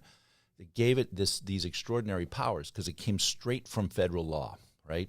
It was federal law dropped into Chicago, cutting out the city council for a long time. But putting that aside, then the question is who's in the position and whether they use the power of the law. David Hoffman started that process. I continued the process of David Hoffman. I don't think when David came in, I don't think when I came in, people appreciated what that law could be used to do. So it's an accident. It's an accident that we're here. Oh, you're an accident. So, wait, back up. So you did say you're not from Chicago, so you're from Boston. What is this phenomenon that all these people from outside of Chicago seem to shoot to the top of the mountain? Is it that because we're from Chicago, it seems like? I mean, like the mayor's not from Chicago. Hell, Tony Preckwinkle's not from Chicago. It seems like when you look around, it seems like all of the people just don't seem to be from Chicago. Yes. So I went to college in the Chicago area. I've been here for most of my life. So let's be real on that.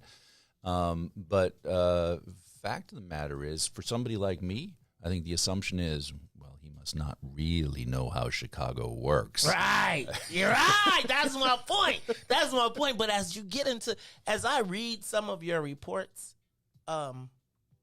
particularly as I've evolved in my understanding of how government is supposed to work as compared to how I learned it, I have found that your take on how understanding how Chicago works, sometimes I'll be like, he gets it, and the people reading this report don't get it, right? And when I looked at that dashboard and we started talking about inequity, and I was like, hold on, what is this white dude doing? What are you doing here? You just didn't seem to fit the space. So I thought it was important that we got an opportunity to talk to you while everything is still fresh. So let me jump right into it.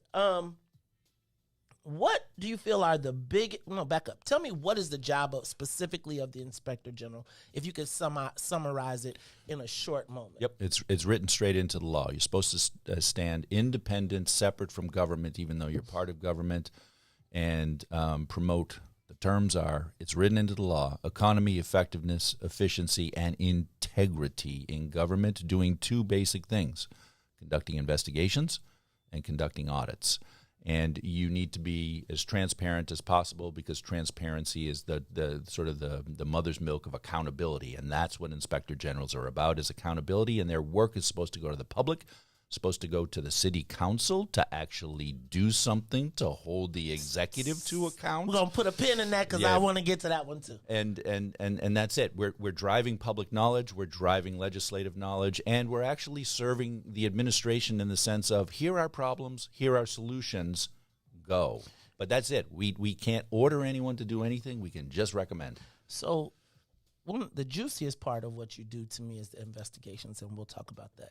But I think the thing that we black folks should be paying pretty particular attention to is the audits, in my estimation. Because if you all know me, and I ask the question all the time, what's in it for the black people? If you look at those Inspector General audits, you can actually see what's not in it for us in a lot of cases. Talk to me about what those audits, if I'm a black person looking at the audits and I'm saying, where do I fit in Chicago? Give me a summation of where black people fit in the economic stratosphere of Chicago and in city government. So whether you're looking at, and this is igchicago.org. They're going to change it up now that you're going. No, they're going to take the stuff down. You know, I'm telling you, once you walk out the door, they was like, get his passwords. Did they get your passwords? Because if they got your passwords, they like, we're the greatest. Talk to us about those. igchicago.org. There's an information portal. Go there, and especially if you're interested in what the police are doing in your activity and the police department generally. But there's other stuff there. But to your question particularly, I've long said, there is... We do these things called heat maps, okay, which sort of are a visualization of how services are being delivered to different communities. And if it's red, you're in a bad part of town. And if it's green, you're in a good part of town for getting those services. There is one heat map for all of Chicago. And no matter what we look at, whether it's economic, whether it's economic opportunity, whether it's a delivery of services from the government, same thing. If you're in the west and south side, you're in the red. If you're on the north side, you're in the green. And so over and over again, our work has shown inequity in how it is that black and brown skinned communities get benefit from the government. They're always behind, which is in many respects reflective of how the power structure works, which is in many respects how the economic structure of our society works, over and over and over again. Here's the important thing about that, with all the information, is everybody has their own experience, and they talk about their own experience. And those in power say, that's the exception. I'm sorry about your experience. That's not how it works generally. But you go and look at these reports, and you go and look at the data, and you see your experience is everybody's experience in your community. Let me freeze you right there. So I'm going to tell you, for my long-term listeners, you know, I've always said, what's in it for the black people evolved out of what's in it for me. I was a black businessman trying to do business in the city, county, and state. We're going to focus on Chicago. And I would always be like, I would run into these roadblocks of trying to get business, and I'd be like, what's wrong with me? And then as I looked to my left and I looked to my right, there were the same people hitting the wall. And I would be like, wait a minute. Now I get to go to all the events. I see all of these people rich doing everything. I see city contractors, and I'm like, and always in the corner, here's the same group of us. We at the party, but we're hitting the wall. And that's when what's in it for me evolved into what's in it for the black people. And what you're hearing the former Inspector General say is that was literally my experience, that you look at where the opportunities lie, and people will always be like, oh, it's because you talked about the mayor. Oh, it's because you said this. Oh, it's because you did this.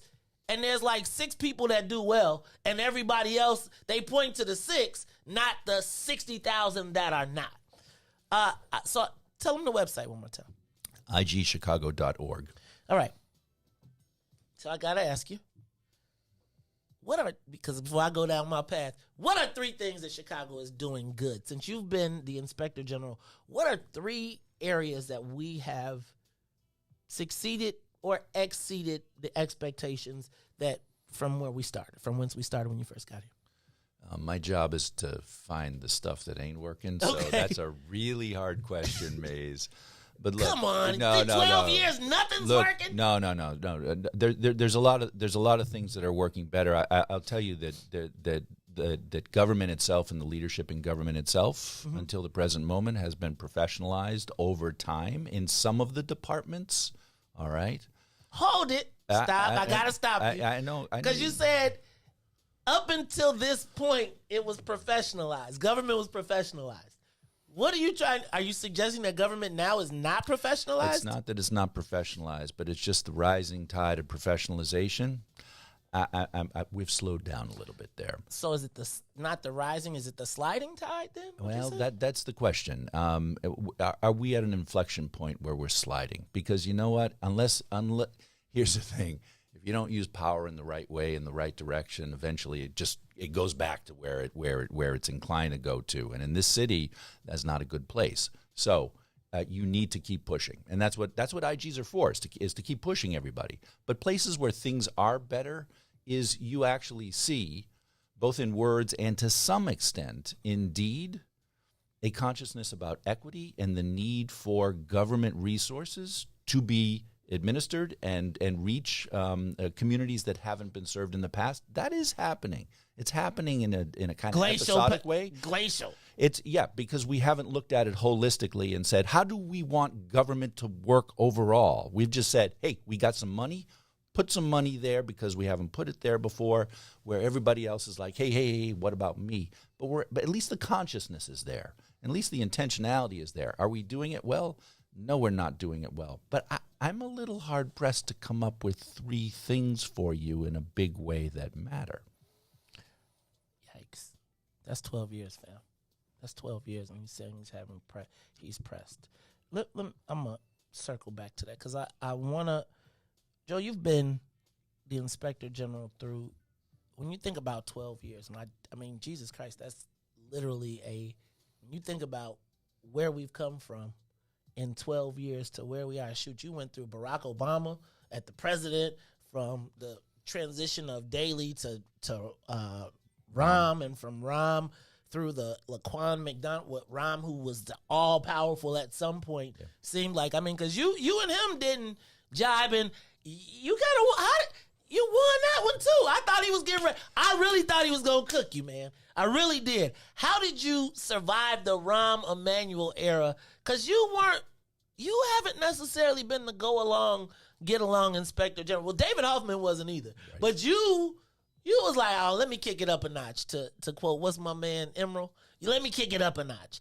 How did you coexist with Rahm Emanuel? And then I want to jump back in the Rahm Emanuel administration on what I think is the pivotal moment, which was the Laquan McDonald case. But talk to me about fighting up someone who seemed to be so all-powerful in the position of mayor. Rahm Emanuel actually, he believed or he understood that there needed to be some legitimacy in the institutions around him. Otherwise, it's just power, right? And then people are mad at you all the time. Now, people were mad at him all the time anyway, but he actually understood what the importance of that role could be, the Inspector General role, and understood that there were times you needed to have a good Inspector General because things are going to break bad when you're mayor at some point. There are going to be scandals in your administration, and you need to be able to say, I've given it to that guy, and you all know that guy's going to do the right thing with it, right? He understood that. And, the last time I was reappointed, it was by Rahm, and he was asked publicly, so why you're reappointing him? He said, he's the devil I know, right? That's exactly where you want to be in the relationship, and even in the worst of times. So we would get together every once in a while, quarterly, twice a year, whatever, and we'd just talk about, what are you seeing, Mr. Mayor, that you think needs to be looked at? What are you seeing, Mr. Inspector General, that I should be paying attention to, right? Mm-hmm. But then we go and we do our thing, and he was respectful of the role. So there's sort of a greater wisdom in all of that to understand. It's like going to the dentist to have a conversation with the IG, but that's part of it. And that legitimizes government in some respect. So, Joe, I think the biggest thing, the most pivotal moment in my estimation of Rahm Emanuel's romp, because I feel like were there no Laquan McDonald, I think Rahm Emanuel probably would have been a daily part 2. He's still mayor. He's still mayor? No. He'd still be mayor. Oh, he's still. Oh, I was like, dang, the deep state is the deep city. No. Like I thought he's trying to get. Don't he got to try and get through Japan? So, talk to me about the Laquan McDonald. And here's the thing that I gotta ask you. How could he not have known? How could he have not known what happened at that level of importance? One of the great privileges and fascinating conversations I have had in all my time in the job was sitting with Marshall Hatch Jr. and a cohort at the Maafa Redemption Project in West Garfield, where these young black men asked me exactly that question, right? And I explained to him, look, this is how it works in a professionally run political chief executive office. The principal never is shown the video. Culpable deniability.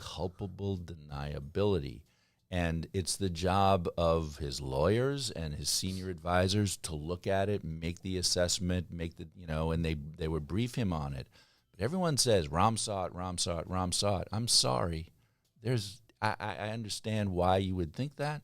There's no evidence of that because it was a professionally run organization that maintained culpable deniability so that when the principal, the mayor, stands up before the cameras, he's able to say, nope, I did not know that, right? Some people are more professional than others, that's all. So let's be clear. So let me back up, Joe. Do you think he knew about it? I'm sure he had to know about it. And did he know about it in your estimation before the election? He had to have known because there was too much going on around it. What he was told about it and how it was characterized to him, none of us will ever know. But he had to know about it because it was already spinning in the public domain. Joe, was Rahm... Okay, so what responsibility did he have in that situation? What could he have done? How could he have handled that situation better from you as the Inspector General? I would say he could have moved more quickly. But was that not quickness was, do you think it had anything to do with the election? Correlation is not causation, but sometimes correlation tells a hell of a story, and that is a situation where there's a hell of a story, and we're not going to know. Now, look, if we wanted to sort of say what would he need to qualify for sainthood, it would have been to settle with that family very quickly and then make a full disclosure to the public ahead of time saying, and this is what I'm going to do about it. So it's actually part of the election dialogue. But, that's not how it happened, and nobody can say actually how it did happen. Okay. Can black people trust the police in Chicago? Like, honestly. I mean, with everything, and I would say, particularly post-George Floyd, I feel like there has been this kind of fake concern about the police. But I got to tell you, I was listening to our current mayor in the case of this, and I'm going to jump around a little bit now, so bear with me. I'm a stream of consciousness person. I was listening to the mayor talk about this shootout that just happened in Austin. It was the body snatchers, Riis. It was the body snatchers and the who's and the foes. Yeah, and the folk on the hustlers. The folk on the hustlers and the body snatchers. And something jumped out to me, right, in the face of all of this. The mayor told Kim Fox that they needed to charge the people, and then we would send the police to be Johnny on the spot to match the evidence to the crime. And I understand let me say, being a black man and understanding we're in a conundrum, right? You see two people having a shootout, or you see it. We saw the video, but they're literally. We heard in this meeting that the superintendent said we couldn't charge, and the chief of detectives said that we couldn't charge, and the mayor stood up on TV and said charge, and you charge those people, and we'll send the police to find the evidence. Is that how policing, the federal government, is that how it works? And can we really trust law enforcement? Can black people trust law enforcement? Because when I heard that, I was like, holy moly.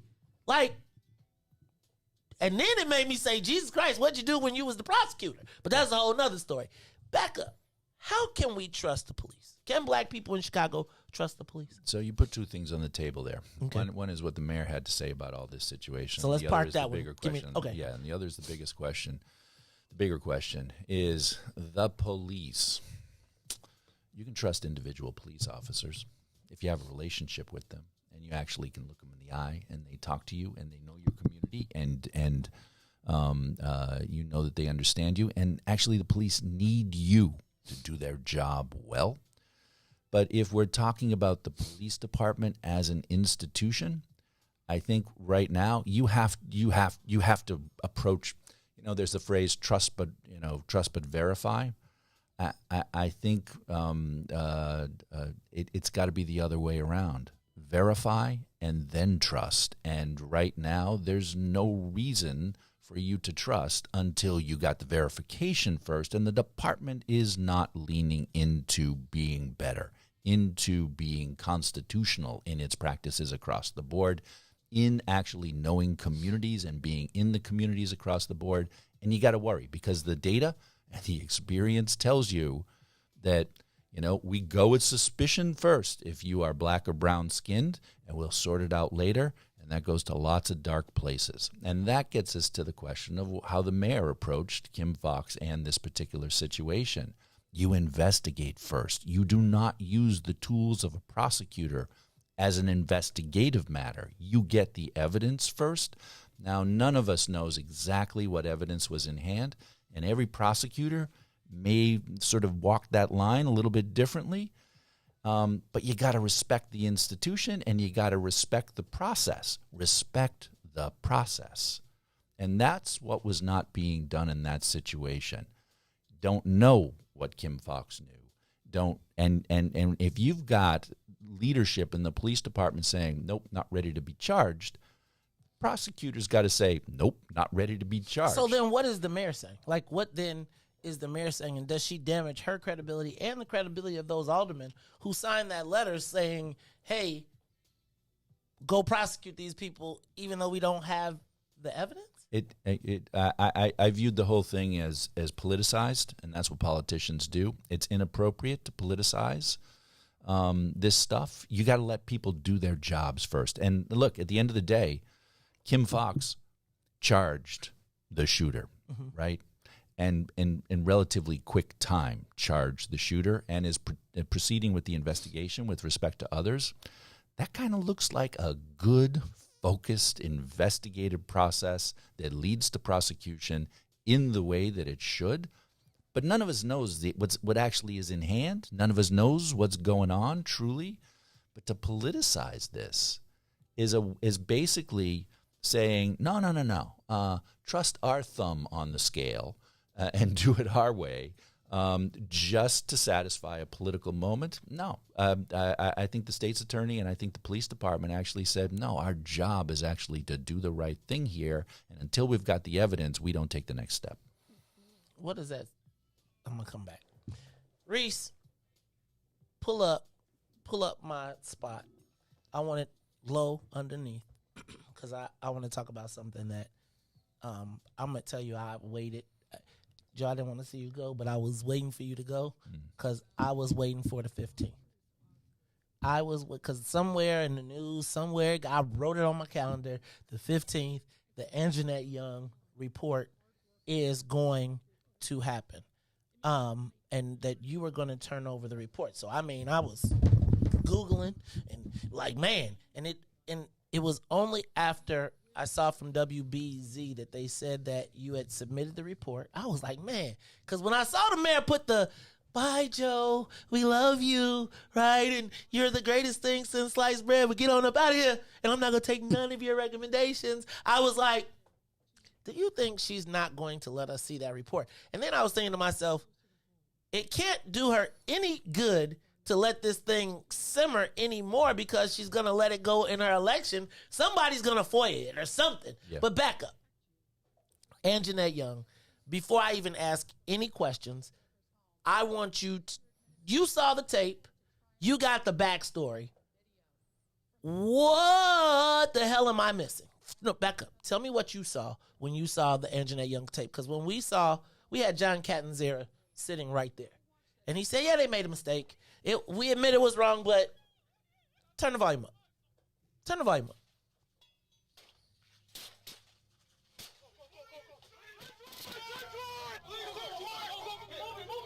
We saw a naked black woman. Now, this case was litigated in federal court. The federal judge put in place an order. There's allegations that she has violated that. A federal judge put rules in place. It's for that judge to determine whether or not that was appropriate. I'm not going to sit here and second guess a federal judge or how the information related to that matter is handled. That's for that judge who I know and is very confident and I'm sure will be fair in assessing. Because COPA has not yet made a decision in 22 months on this? I just, look, we got to fess up and we got to clean it up. You have the wrong plane! You got the wrong house! You got the wrong house! We will and we must continue to say her name. Now, what we interposed there was how the mayor responded to Breonna Taylor. You can turn it off. How she responded to Breonna Taylor when it was the national spotlight. And then here we have our own situation where I got to tell you, all I could think of was what happens if that's my mom? Yeah. Like, black woman standing naked in a house, and when there seemed to be no compassion for her from the police to the mayor describing it to just the way she responded to right now, this woman still has not been made whole. How does that happen? What happened? What did you see? What am I missing? Where is the compassion? Where is the empathy? Jesus Christ. Help me understand what we saw there.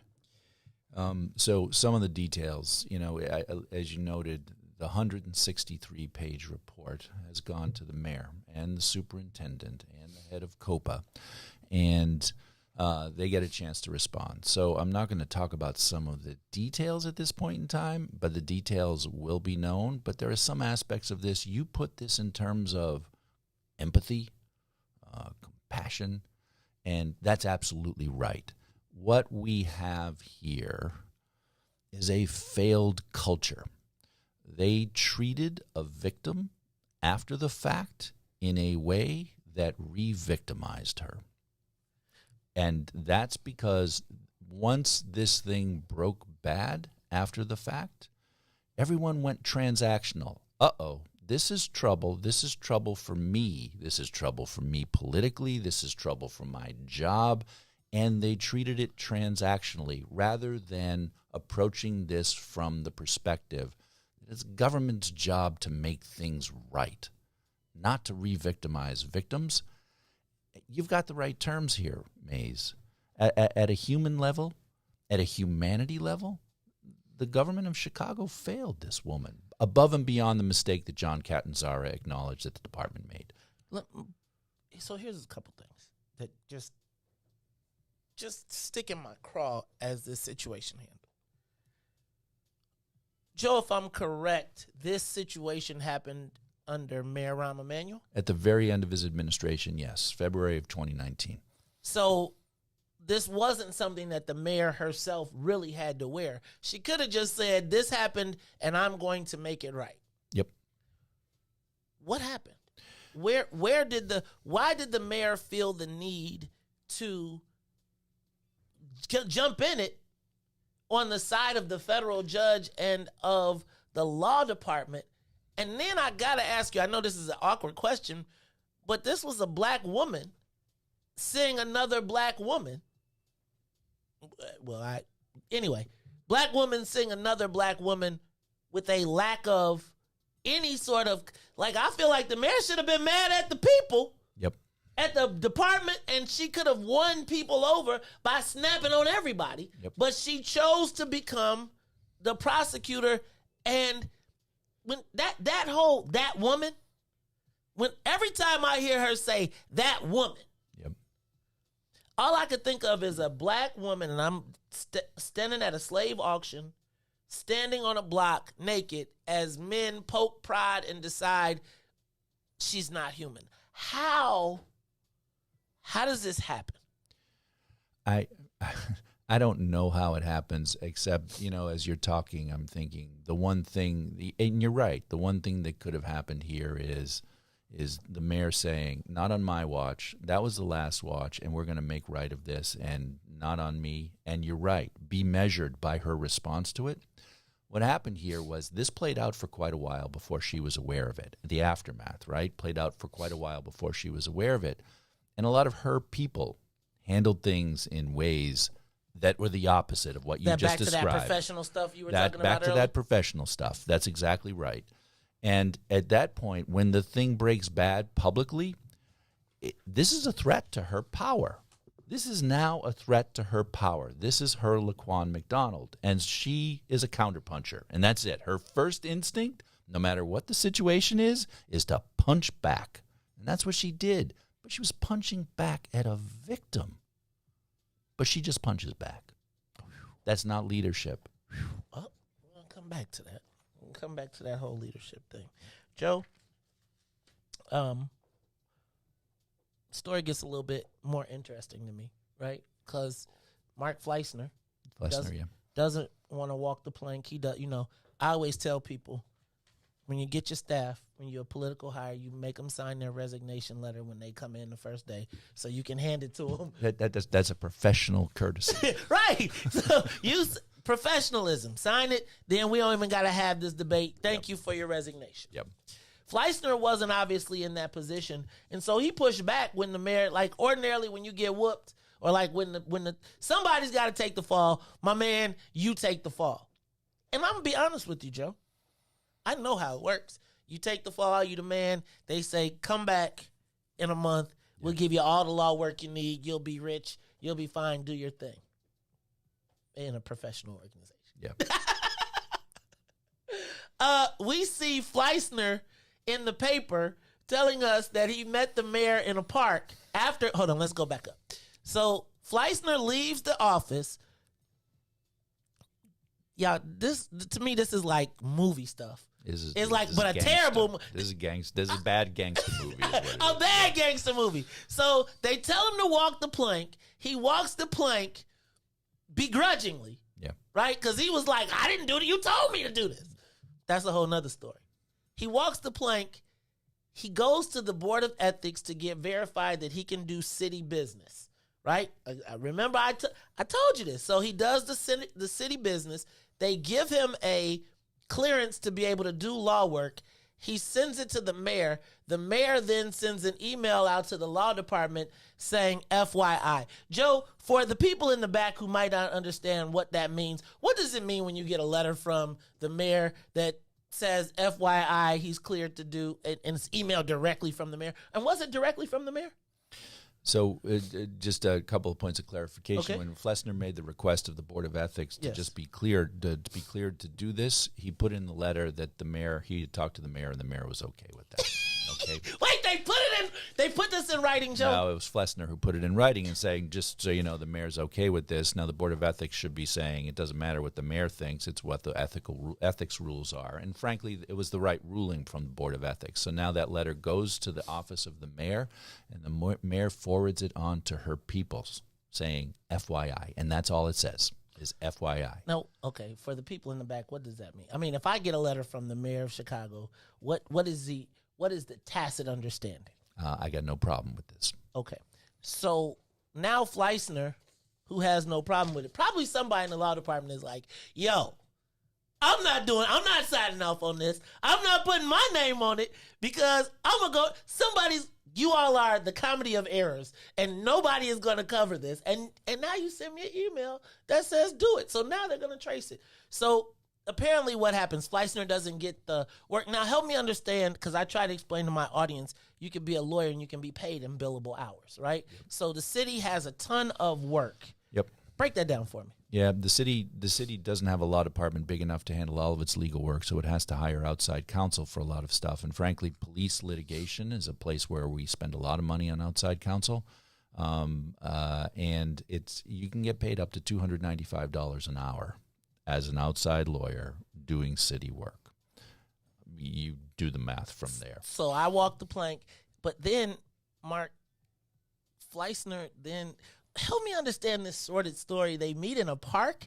Like, they meet in a park, and then they go to the car, and they talk in the car, and it's like, it's not time yet. Help me understand this story, please. I can't help you understand this story. This is just whack. I don't know what to say about this. No one has ever seen this before. The story is sitting in a car outside a park on a winter day, just the two of them in a car. Back to the beginning.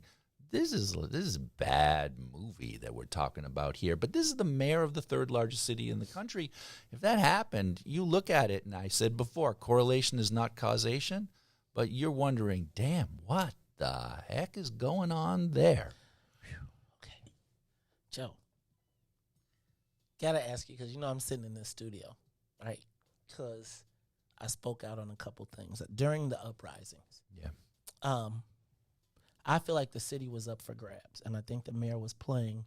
It felt like she was like in the head of OEMC trying to be the boss and not letting people do. Like, I know Rich Guidis, and I know quite a few people over there, and those people at OEMC are pretty professional. Yep. And they know their business, but it seemed as though the mayor wanted to run the police and tactical responses. Did they lose control of the city during the uprisings? Because if you were to ask the mayor was like, no, nothing. I felt like she was doing TikTok videos and the city was burning behind her. And she was like, what fire? What happened during the uprisings? And then I just got to ask you, is there any evidence of the city and the mayor turning Chicago street outreach organizations loose that led to violence against black people? Did you any of that? Please talk to me about that. So it's the superintendent and his staff, and you got to say, okay, explain to me the facts, explain to me the situation, explain to me the options, and what's the right decision here. And you go with that. The issue here is not the mayor. The issue here is the police department, which did not have the requisite experience, training, intelligence. And when I say intelligence, I mean intelligence gathering to actually understand what was going on out on the street. Did not prepare for this type of situation tactically or strategically. It wasn't the mayor. The mayor is dealing with a substandard police department in this moment. It's a failure of the leadership of the police department to make the right decisions to make sure that this does not get worse. And it just kept getting worse. So, the mayor is the one who's politically responsible for the outcome, sure, and that'll be dealt with during the next election. But in terms of professionalism, that's on the leadership of the Chicago Police Department. Okay. Joe, I have come to the conclusion, we here call the mayor one who speaks with forked tongue. And I say things to be colorful a lot of times, and I do things to get reactions sometimes, but I don't know that I've ever seen anyone who had what I believe was the moral authority as well as a mandate use it so improperly to a point in which I don't know that we can trust really anything. I would say on every situation, and you talked about the mayor being a puncher. Yeah. I think that her premise thus far I don't know that there's anything that I have seen, any big issue that she's been confronted on where we can count on the first answer. And I also feel like, does she not know that FOIA exists? Right? So when you lie and you have all of these emails that say different, we're going to find out. Can we trust the mayor, honestly? Is the perception that I might not be able to trust her something that is made up? No, it's not made up at all. I'm not saying she can't be trusted, but go back to what I said before. Time and time again, we've been in a situation where she has spoken before she has the facts. She has come on strong, and then once the facts reveal themselves, she sometimes just punches harder, and she's not good at acknowledging she made a mistake. And you know what? My personal belief is people want to know that you're trying, that you're being straight up with them, and then when you make a mistake, you acknowledge the mistake and say, we're going to get it better. People want to see that you're trying, not that you got it 100% right, because none of us gets it 100% right, and the challenges of these times are extraordinary. That's not her instinct. Her instinct isn't to acknowledge we got it wrong, we can do it better. Her instinct is to punch back at everybody who raises questions about what she does, and that's why I'm the former IG, I suspect. So Joe, did you want to be the IG? Did you want to keep the job? You know what? I don't know. That conversation was never had during the time that y'all was homies though. During the time that Lori Lightfoot, we've known each other a long time. But during the time that Lori Lightfoot was mayor, we never had a substantive sit-down conversation about the function and about what's going on in the function. I actually met her once face-to-face in the entire time she was mayor, and that was to bring to her the video of Eddie Johnson at the bar to give her a heads up that you're going to have to prepare to fire the superintendent, which is a big deal. That's the only time we actually sat across a table and had a lengthy discussion. Come on, man. It was his last week, man. You know, he was probably just trying to cross some things off the list. Like, I've been the chief of police all these years, just one time in the car. Okay, I'm sorry. Yeah. Let's not go there. There's lawsuits and there's hurt people and all that sort of stuff. But the point is that you know, like I said before, Rahm Emanuel and I would talk once every quarter or so. Same with Rich Daley. This mayor never talked. Let me ask you this, because you've pointed out one of the things I also ask about is black elected officials. Mm-hmm. Yesterday I was talking about just way up in the Congress, people coming and talking to us about they were nominating people and they were endorsing people. And I was like, whatever happened to criminal justice reform in Congress before you start telling me about who you endorsing locally? Have black people in Chicago, as a white guy, from your perspective, seeing everything, have we been underserved by the people that we have elected? 100% yes. Wait, back up. Let me just, because I think you paused a little bit. I want to make sure I got the right question because you answered it too quickly. Have black people in Chicago been underserved by the people that we've elected? There are some great black elected officials, and there are some black elected officials who are doing the exact same thing that their white traditional counterparts do, which is make sure they get reelected and get for themselves. And they tend to the people to the degree that's necessary to get reelected. But you know what? They're not about the people. And how do you know? How do you know when someone's about the people? Because obviously for you to make a statement like that, tell me like the inequities. Because I remember one time you wrote an article about something that happened in your side of town that was regular for us. And I was like, again, you understand the perspective. As a guy that kind of gets the perspective, how do you feel like black people are being underserved by their elected officials? I would say in the city, black elected officials do not work with each other in a coordinate, collaborative fashion so that the singularity of the voice of the black community comes together and actually utilizes itself for full leverage for the benefit of the larger black community. Everybody's chasing around their little part of it, and they get bought off for pieces of silver, if I can go to church on you right now, in small ways. And it's not all of the, some of them say, nope, we got to do this right, and I'm going to call what's going on for what it is. But others of them, they're bought off too easily. And when I say bought off, I don't mean illegally, but I mean a mayor throwing a couple pieces of silver their way, and they go, hey, I got mine, community, you got yours, and that's not the solution.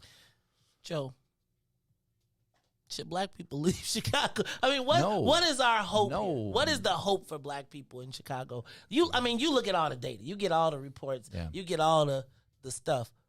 Where does our hope lie?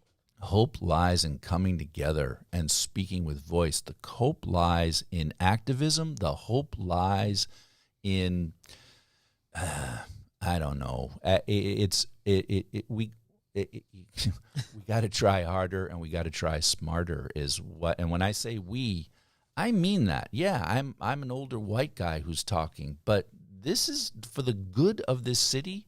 We can't sustain where we are unless there is a coming together and better use of voice, and a coming together and a better use of voice at the election at the election time to actually make sure we are electing people who are truly about the bigger reforms that are needed rather than what's in it for me in my neighborhood. And that's what we end up with a lot of times. Joe, I'm just telling you, you just you did the church piece. You done did the whole elected official piece.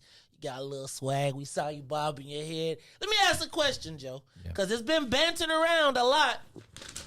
I think that's probably why the mayor don't want you around, right? You probably going to try and get you they probably going to offer you like $1 million job in another city, because in Chicago it's up and out. Is there any possibility? I'm telling you, I just heard it. Any possibility that you could be potentially considering, not in it, but considering running for mayor of Chicago? No. Here's why. I think our problems are structural. And you can have a great mayor, but things will be better only to a certain degree as long as that person is mayor. And you got to elect the right person to be mayor. Then that person goes and everything kind of goes back the way it always been, because that's how the rivers run in this town. All in that direction. There's something structural that's missing here. There is no meaningful check on the powers which are extraordinarily focused on a single individual. We elect somebody to actually fix all the problems. That is not how things work in the world. It's people coming together, and it's the legislature actually going, hold on.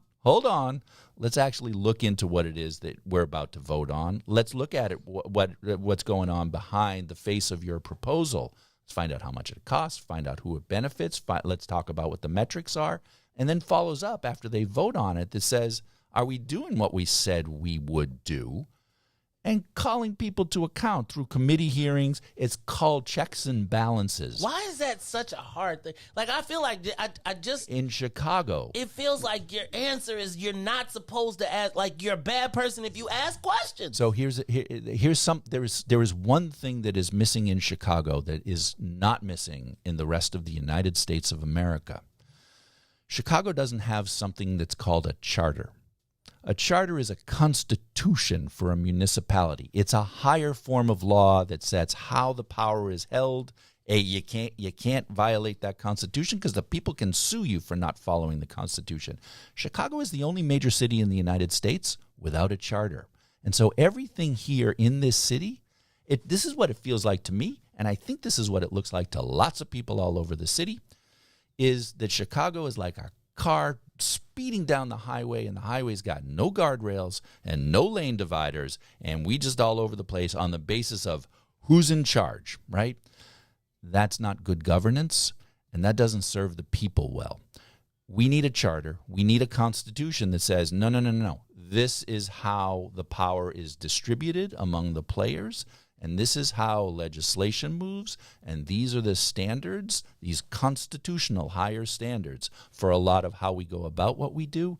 This city doesn't have one, and it's the only major city in the United States that doesn't have one. So what it means is Chicago without one will continue to just be about who got the money and who got the power.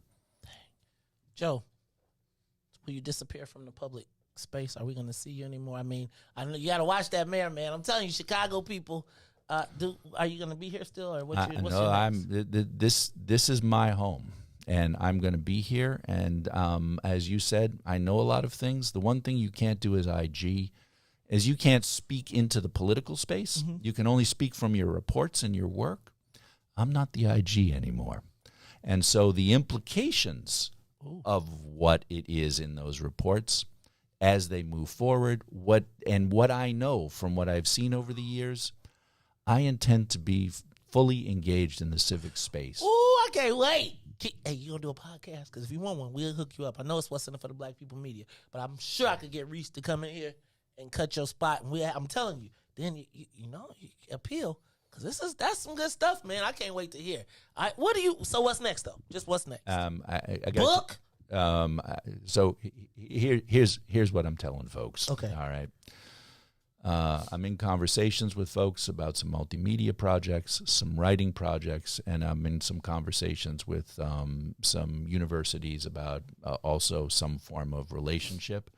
But I expect you're going to be reading stuff that I'm writing, and I expect you, and I hope that you're going to be hearing my voice.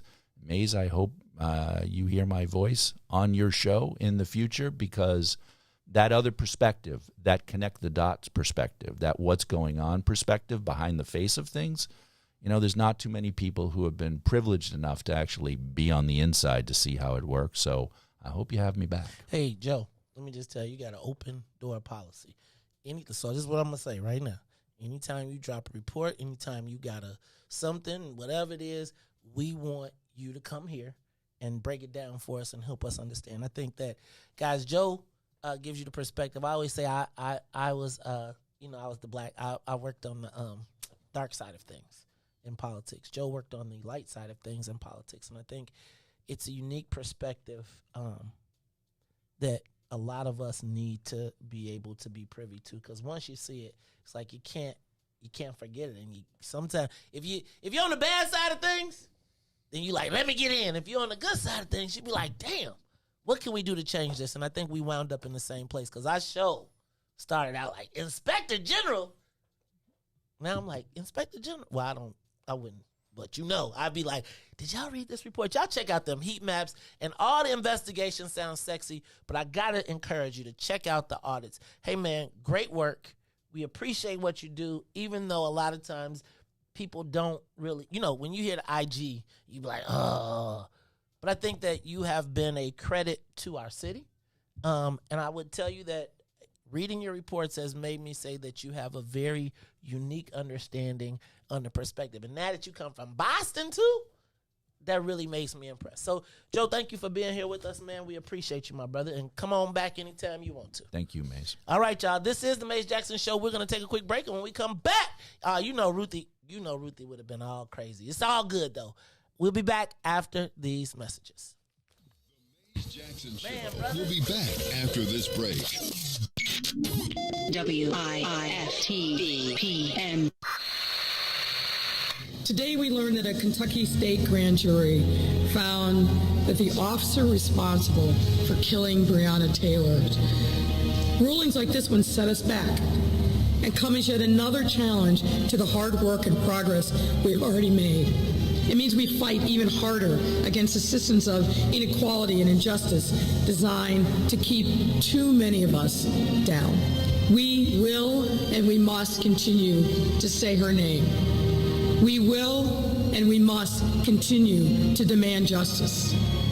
And we will and we must do everything in our power to prevent any more names from being added to this role, like George Floyd, or closer to home, Rekia Boyd, Laquan McDonald, and too many others.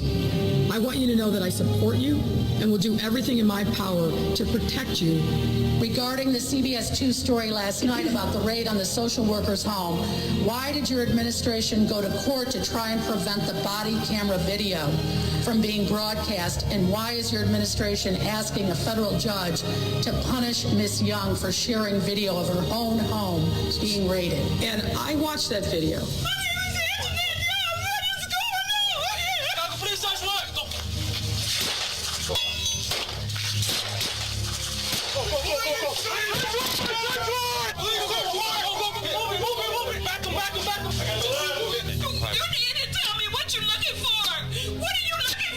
Now, this case was litigated in federal court. The federal judge put in place an order. There's allegations that she has violated that. A federal judge put rules in place. It's for that judge to determine whether or not that was appropriate. I'm not going to sit here and second guess a federal judge or how the information related to that matter was handled. That's for that judge who I know and is very competent and I'm sure will be fair in assessing. Because COPA has not yet made a decision in 22 months on this?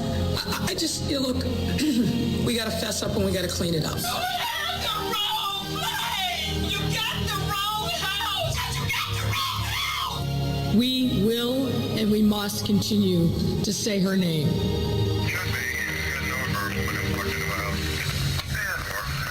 And now, traffic and weather. Good morning. What's in it for the Black People Media family? The time is now 8:11 a.m. and I'm Riis the Ruler with your Chicagoland area's traffic and weather report. Over on traffic on the Kennedy O'Hare to the Loop, there's an accident, so it's 72 minutes, but outbound to O'Hare is just 25. On the Edens, Deerfield to Exchange is an hour and 9 minutes. There's also an accident going in that direction, but from Exchange back to Deerfield is just 39 minutes. On the Eisenhower, Thorndale to the Loop is an hour and 4 minutes. Back out to Thorndale will be 37. On the Stevenson from I-355 back to the Dan Ryan will be 61 minutes. Outbound will be 41. The Bishop Ford I-80 to the Dan Ryan will be 58 minutes. 26 minutes back out to I-80. The Dan Ryan is 21 minutes to the Loop, 15 minutes back out to 95th. On DuSable Lakeshore Drive South, 55th to Jackson is 13 minutes. Jackson back out to 55th is just 7. On the north side of things, Randolph to Bryn Mawr is 8. Bryn Mawr back to Randolph will be 14. In today's weather, it is currently 55 and sunny. Today will be a high of 72 with a low of 54. I'm Riis the Ruler. Now here's Loch Ness with Terrorism here on the Mays Jackson Show. What it calls a new strategy to fight domestic terrorism. Following a 100-day review, federal officials are now laying out a new plan hoping to deter, detect, and prosecute domestic terror. They went to the Capitol waving their flags and looking for smoke. He was out there looking for justice. They was over there looking for votes. Ashley Babbitt was with him and told all the people that nothing could stop us. She climbed through the Capitol window, breached security, and called a shot, bro. The media say she a veteran. They paint the picture to make her look greater. But she disrespected the same country that she served. That makes her a traitor. They was fighting police, resisting arrest. On God, I couldn't believe it. I guess blue lives only tend to really matter when it's convenient. Hey, these are the times we witness in history, all because they didn't get a victory. United States is so contradictory. We get equal rights, that's a mystery. Politicians, they more like magicians. You know they got tricks up their sleeve. We point out the flaws that's up in this country. You know they gonna tell us to leave. Somebody try to help me understand it. Always seems like a double standard. They be out here leaving us empty-handed. To certain rights we are not granted. The media is the culprit when it comes to the comparison. Cause when it comes to race, they always changing up the narrative. It's terrorism. They say you a patriot, call you a hero. I call it terrorism. And that's on the real. You know what we know, I say it's terrorism. They say you a patriot, call you a hero. I call it terrorism. And that's on the real. You know what we know, I say it's terrorism. They say you a patriot, call you a hero. I call it terrorism. And that's on the real. You know what we know, I say it's terrorism. They say you a patriot, call you a hero. I call it terrorism. We still out here trying to get our reparations, but the government pump faking out here hesitating. I'm out here trying to keep my peace, so I keep meditating. The media make us look bad, they taint our reputation. Look, it's so sad that COVID causing toe tags. You claim you so patriotic, but you ain't wearing no mask. You out here wildin' with your MAGA flags and showing your ass. You wanna be part of some type of revolution so bad. Look, you talk revolution and constitutional rights, homie. I guess we forgot about back in the days when all of the business was whites only. Yeah. George Floyd got justice. Juneteenth got much respect. They made it a national holiday. Man, it's all good, but cut the check. They're giving out all of these vaccines, putting it in you like caffeine. Was it all in the part of the plan? I bet money like DraftKings. It's land of the free, home of the brave. 1776, we wasn't free till 1865, so we wasn't part of that shit. And that there's terrorism.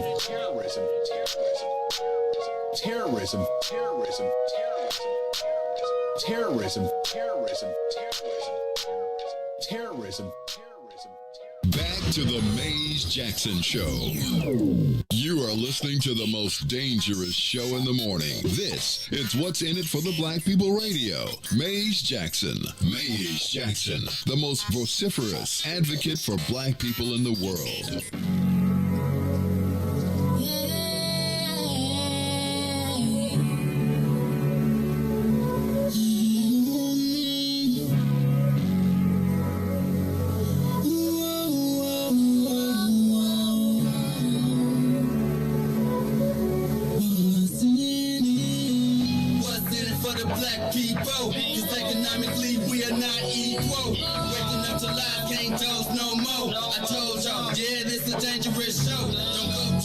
If you ain't trying to help us, don't even try to be around and can't protect us.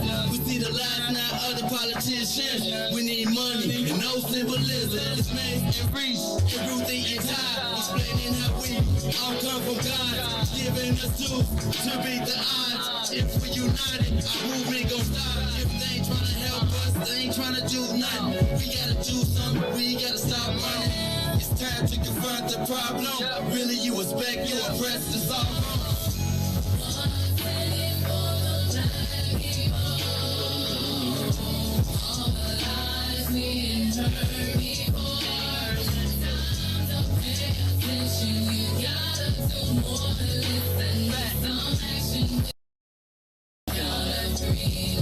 Wake up, Chicago! Wake up, world! This is the Mays Jackson Show. I'm your host, Mays Jackson. Hey, y'all. In the building. I was gonna put you on the other camera, but it's a little blurry, so I'm gonna go ahead put it back up. Y'all in the building with me. 2 hours late. No, not to play Riis. How did you take the? She was in the other room. She said, "You want me to show you pictures?" Hold on, you can show us pictures in a minute. I've been taking pictures for the last hour. She was. Good morning, sunshine. Good morning, sunshine. Hey, y'all. That is Robin Patrice. Tell him how long I've been in here, in that other room. I said I could have just. Man, we need security, man. Well, you forgot you gave me keys. I didn't forget. I didn't forget. I've been watching. You ain't forget. I ain't forget. I just ain't called you to say, let me get them bad boys back. Hey, I was like, ain't nothing missing it. Hey, well, actually. She's a lie. But you cleaned up, Jesus. Hey, man, I got an assistant and everything. Oh, that was do you smell like, it smell like Egyptian funk up in here? Right? You I'm got so the proud of whole you. Clean side. We got stuff going on. Y'all, it's like, I guess, the last time I think I actually laid eyes on you was the anniversary party. Actually. It's been that long? I don't think I've seen you since July. Was it? I thought y'all did the little thing when y'all went out. That was after July? That was before. Before July? I think the last time I seen old Book of Dawn. Your favorite big sister? I ain't seen old Book of Dawn. Well, I seen you on Instagram. I seen you because Dawn been living the best life. Man. She was like, I'm universe. She was like, hey, that's why I told you, Riis, we could take the plane off. I said we could take the plane off because, I said Dawn to meet us at the destination we fly jumbo jet, right? We fly commercial. Soul plane and all. Soul plane commercial. Dawn be calling me up like, hey, we got to get somewhere. So could you get me a check? Could you get the plane for 20? I'd be like, hold on, I got you. Wait, hold on. And you do. Hold on, I got you. Now, I can't get on the plane. But you know what I mean? Like, you need the G14. I get the G14. I get you the G12. What you want, a Challenger? Don be like, I think it's only 6 of us, so we gonna take the G12. Now that's true. Actually, G12. you absolutely come through. You absolutely do. You know what? And for that, I'm grateful. I'll be back. I'm coming back. I've been out in that closet. I could have rolled up. Don't say that. Hold on. You wasn't in no closet. In the studio. Not that. Hold on, right? Because there ain't no closet. Ain't nobody got to come out the closet. This ain't Week of Wisdom. And look, and then I forgot it had the thing, the old school Chicago thing, and I didn't know if it was glass or if you could hear me snickering. But that's glass, the top of the door. Oh yeah. I kept saying, they're gonna see the light from my phone. We got a little funk. We got a little something. So in the building, y'all, is old Book of Dawn. Back in the building. One day I came in the studio. Riis, remember that time I told you, like on Sunday I came in here and I smelt you. I was like, man, Riis and them I came in here one day and I smelt Dawn, Lil Ron, and I looked around and they had some books, not funky funk, because like Kaylee be looking out, right? I was like, it smelled like somebody been here. Then I went to my Facebook and I seen that they had a whole live show recorded. Put down my curtains in the black. I'm like, dang, hold on, what? I got a few. I'm doing what you told me to do, sir. I know. So in the building, I know we ain't talked to you in a minute. Let's say what's up. Well, first of all, I didn't even say what's up top of the hour. So it's top of the hour. What's up to everybody? You are listening to the Maze Jackson Show. I'm your host, Maze Jackson. DJ Riis the Ruler, and sitting in with us for the last hour, it is the one and only Book of Dawn host. What's up, Dawn? Good morning, Maze Jackson. How you feeling? I missed you. I missed you too. It's been a long, busy summer. Yes. I seen you I take that back, Dawn. I seen you because we came up to the rooftop. You hooked us up for the Eve joint, the summer breeze. And then I was, man, you know what, Dawn? That beach, like every time I wake up and I wake up the next day, I feel like I wasn't on the right list. Cause I see Lil Ron, I be seeing all type of people. I be like, I must have missed that invite. But I be at the beach. I see y'all at the beach. I be like, I should have went yesterday. Every I love. I can't even get on the list. I didn't hit up on live mix. I live mix. She know my family too. No. She got the look. Later on. I'm gonna do you like Dikembe. You are the list, sir. No, I'm not tripping. There's no place that you go that if I see you there, I'm not worried about that. I've never been worried about that at all. But I am gonna tell you, I was like, damn, I sure missed the live music, but Dawn, I'm gonna tell you, probably should stop by TP. Oh, Riis, I know. You better tell her. I on a Sunday. Man, I'm just telling you, man. It's all good. So outlet. Did you get a Miss Pac-Man machine yet?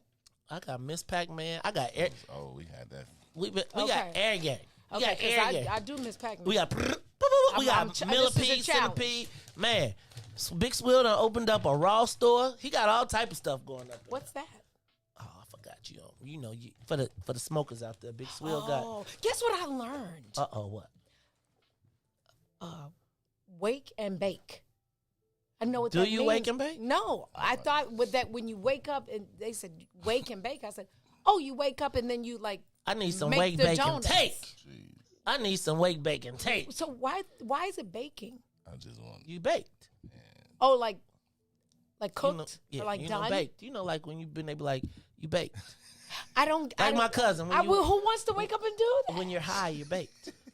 Who wakes up to get high? Oh my God! My asthma.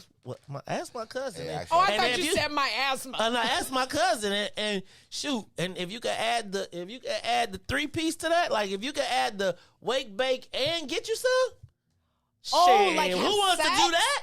Oh. Who don't? Oh, okay. Speaking for the men out there, men wake up, be like, man, the best thing in the world could be like you could roll over.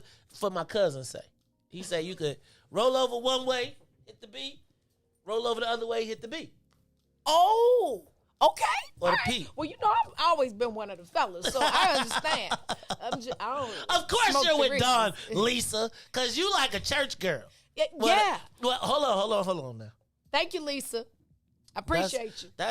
Y'all gotta let go now, man. This weed is legal, according to my cousin. I don't know. Y'all, you shouldn't probably wake up and bake. You should wake up and take like a gummy or something. Oh no! And then lay there and let Mr. Millhouse be like, Mr. Millhouse, I popped the gummy. Say, I wake in 8, huh? I wait right. Mr. Millhouse will be like, Mr. I'll stop. No, go ahead. I'm here for it. No. I'm cool. And he's watching. I'm not hooked. I'm trying to hook you up, Mr. Millhouse. So, Mr. Millhouse, this is what you do, man. Them gummies sent me off Let the me ledge. tell you, that's Mr. Millhouse. Them gummies had me hallucinating. I'm not doing Mr. that. Mr. Millhouse. See it. I I'm just telling wake you, up and give me some champagne. Gummies for make every. I say, baby, eat this gummy because it make everything seem bigger. Right? Oh! So, Mr. Millhouse, let me show you the player move. Mr. Millhouse, go up to one of your super silk, because I know you got them silver serving platters, and get you one. Do. And then, Mr. Millhouse, what you do is you put them on the serving platter. Okay. And then you put them by the bed with like a glass of water, and they make it look like it's like, like gourmet. Then you be like, baby. With his radio voice. Baby. Yeah, Mr. Millhouse do it. Riis got to do it. Mr. Good. You got to make sure that he don't forget to stop at your local, no. No. Stop at your local gas station. Mr. Millhouse ain't stopping at no gas station. First of all, No, they bring the he's gas not to doing that. Mr. Millhouse, they bring the gas to his car. Or somebody goes and gets it. They be like, hey, Mr. Millhouse, you on 3/4? Let me get them keys. He'd be like, take the Bentley, not the Bentley, excuse me, take the That Rolls new Royce. G. Oh, man, You got the new G-Wagon? Oh, baby. Lord have mercy. You know what? I was this close to the G-Wagon. Hey, that new one is some kind of special. I'm going to tell you, I'm poor. Let me tell you what the seats do. What do they do? When he turns and the seat thinks I'm in danger, it grabs my side. I got to kind of do that. I said, ooh. Oh, yeah. It'll clench you up and it'll be like, sexy. We'll snuggle you up. Yeah. Actually, you know what? All right. So anyway, Don. Yes, sir. So what's up, man? What you been up to, man? You been around the world? What you doing? I seen you got the charities cracking. I see every time I turn around, you are a social elite. Like Don, you know what I love about Don though, cause she, Don be like, but I'm still repping. Just so you mugs know. Just so you mugs, and don't let MC Light come on at your gala, cause she will grab the mic. But Don, what you been up to? I have been doing exactly what you told me to do. You told me to get you some good content. Okay. And get interviews. Okay. And I want to come back strong. All right. So I don't want to play no games. Well, I talked to Haitian. You know who Haitian Jack is? Man! I got an interview with Haitian Jack. Oh. Yeah. Haitian Jack. Hey, man, Haitian Jack killed Tupac. We know who No, Haitian he Jack is. did not. My bad. I don't want no problems, Haitian Jack. No, he did problem. not. That's a light-skinned dude. I'll be like, you know what? Oh, he ain't no I'll joke pass. with it. Pass. I said, Jack, you gonna do an interview for me? He said, only for you, Dawn. Is he doing it from Haitian? Yeah, from Dominican. Oh, because he went on the other side. Yeah. See, he could pass. Yeah. Well, he can still go to Haiti. Now. Yeah, but he can. But ain't nobody trying to go to Haiti right now. Nah. Ask the missionaries. The Haitian Jack, let's call Jack and see if he know where they are. Pass. They should call Haitian Jack to tell him to say the people. Yeah, he got he's filled out his paperwork. He'll be able to come back in the States soon. Really? Yeah. All right. I was checking out Haitian Jack on the what's that movie? What's the hip hop joints? Where they with big it was like a 4-part series where they talked about all the people. The only person I really knew on the show was Haitian Jack. Everybody else was like, I think I saw that. Was it on like Netflix or something? No, it was on not Stars. It was on FX or something like that. Yeah, I know you're talking about, and like the cop was like real intense and trying to figure out who. You talking about that one? No, it wasn't no cops. It was like they was all ballers. Like they was all rappers back in the day. Like what's old boy who was with? That was on Netflix. No, maybe they put it on Netflix. Okay. Maybe they put it on a Netflix. streaming service though, right? Yeah. Okay. All right. Patrick, if you want to do something else, you can, dog. It's plenty. So Don, can I tell you? I ain't going to Brutus. Yeah, but Patrick. I forgot Haitian Jacques. Okay, because Patrick is from Haiti. Okay, my bad. I got you. I'm gonna leave you alone. Nah, he'll tell you his name is Jack. Jacques. No, it's Jacques. I call him Jacques, but you better not call him that. I'm calling him. What you want me to call you, Haitian Jack? That's what you want? Jack. Okay. Jack. Hey, Don. All right, sir. Since we got you here, yesterday we had a little. Did you watch the KRS-One versus Big Daddy Kane? You did. I snip it. So I'm not the biggest versus watcher. I did catch it yesterday.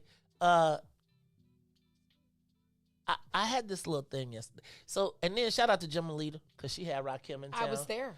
I was there.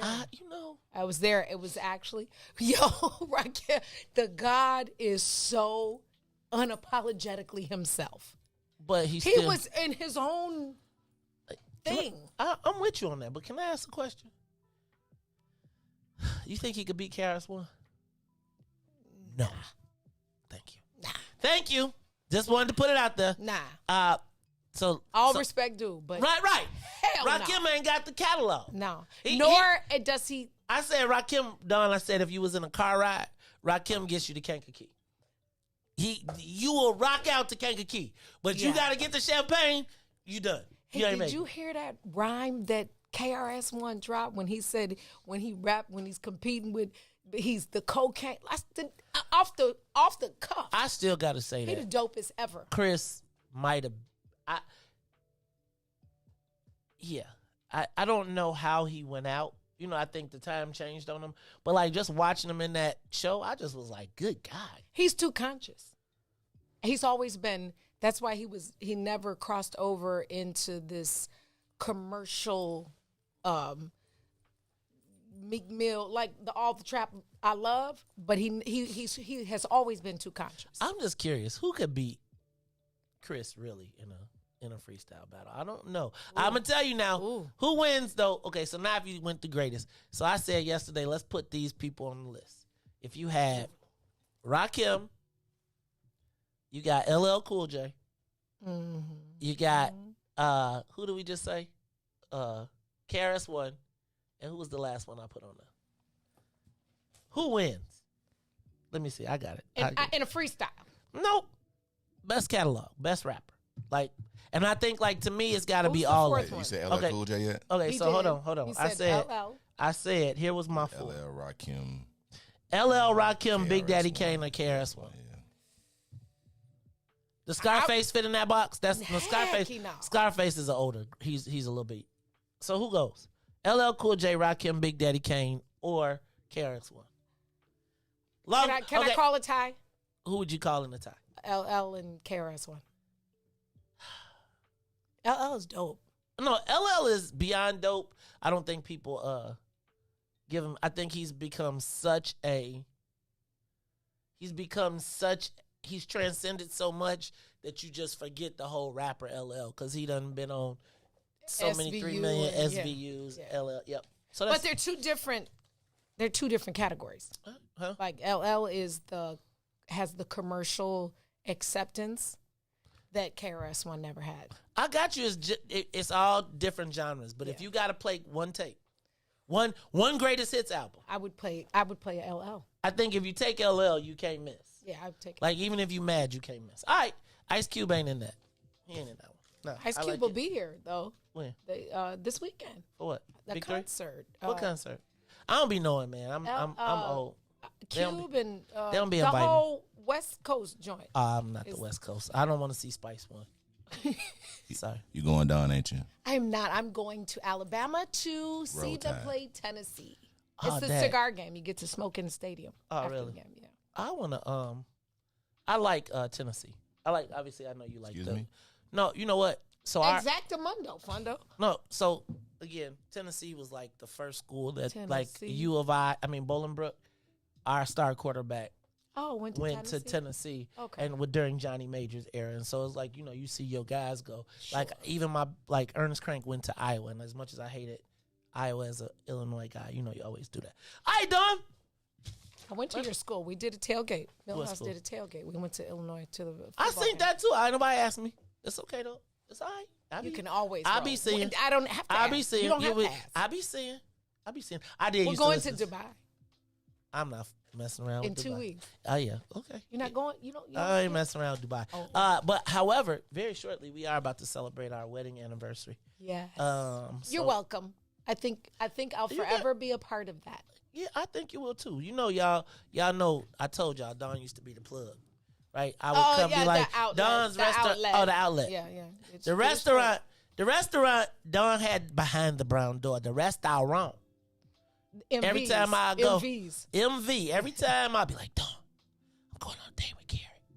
Can you? She had a menus have my name on them and stuff. Absolutely. Be like, what's up? So yeah, you were so adorable when you were courting her. And now I was so proud of you. You know, you got you a good one, G. I must agree. And you know she's running for Cook County Assessor, right? I follow her. I share her video. I absolutely do. All right, so we need, it's, hey, is Millhouse doing West Tech this week? He must be. See that, I was hanging with West Tech people last night when you called. Right. See, I told you, Riis. Don, you coming? Yes, I'll be there.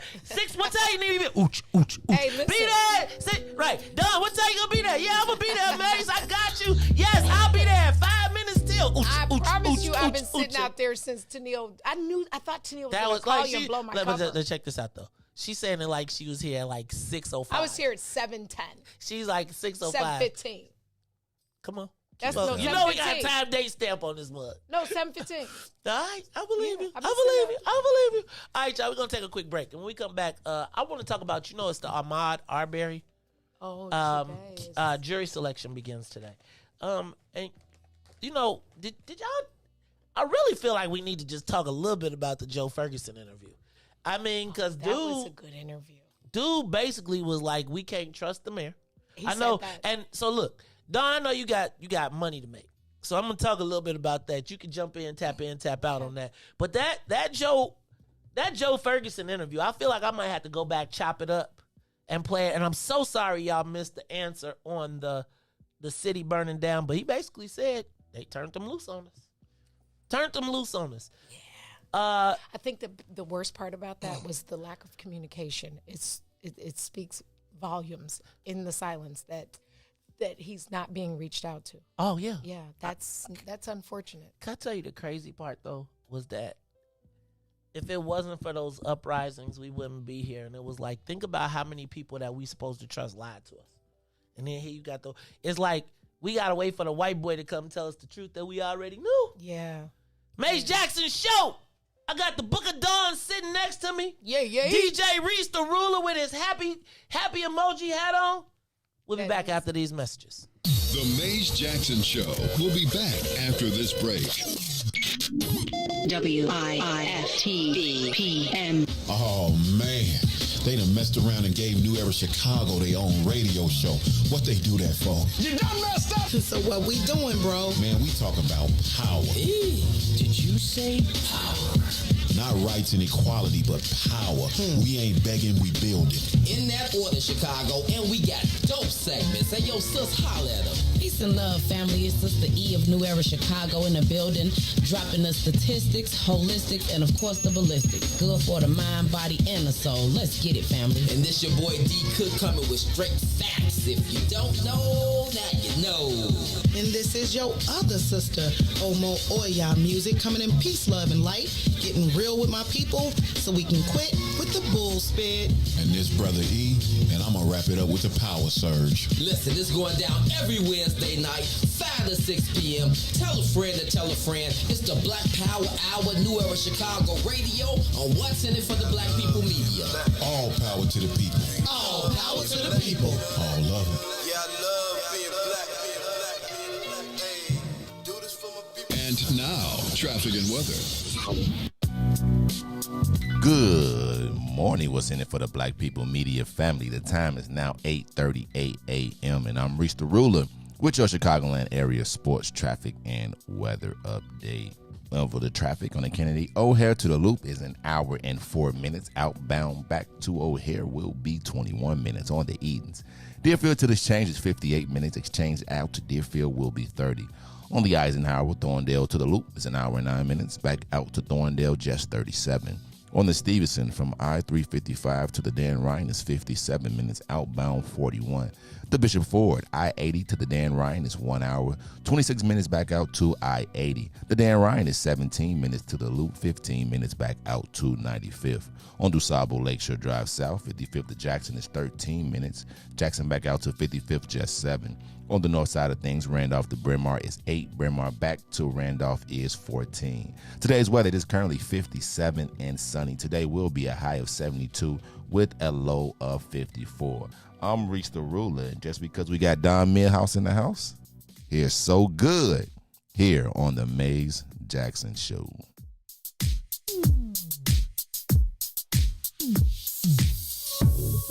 I don't know what you did, but you did it right.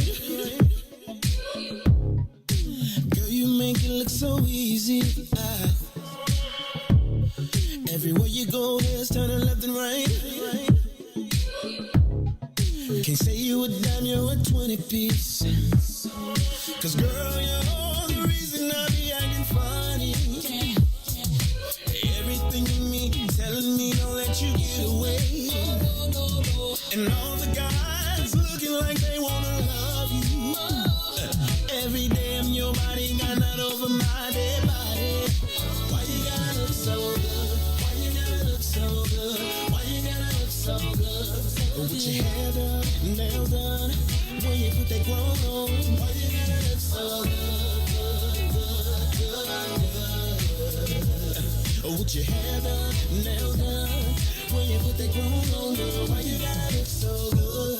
I can look and see you're not an average chick.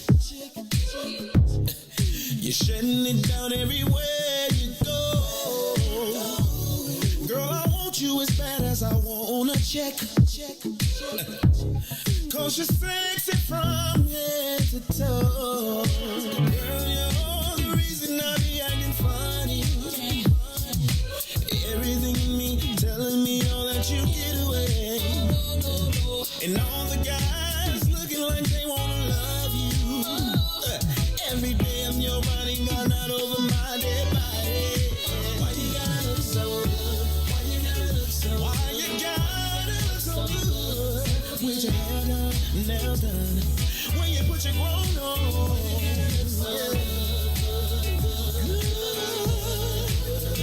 It's something about you when you put your grown on.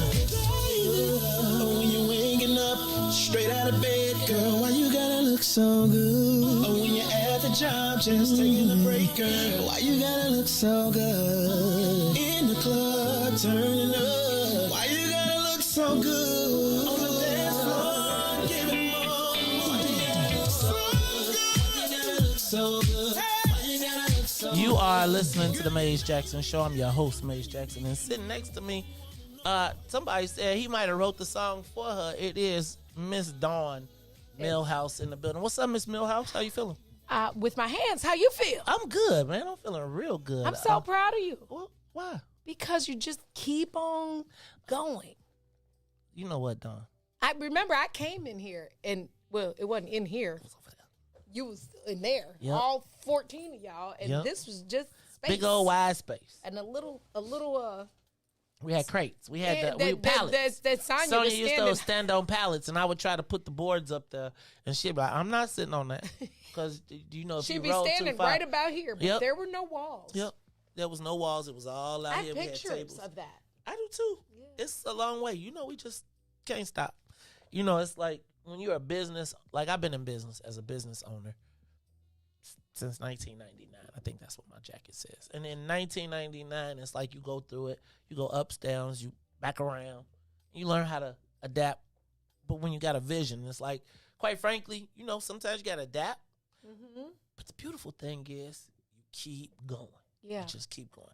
Speaking of keep going, Dawn, you was in the building during the Joe Ferguson interview. Mm-hmm. Yeah, I just thought that was pretty deep, right? Like, so there's a few things, like I know when we come in and when people come into the Lion's Den, sometimes we want to be, but sometimes I just think it's important that we listen.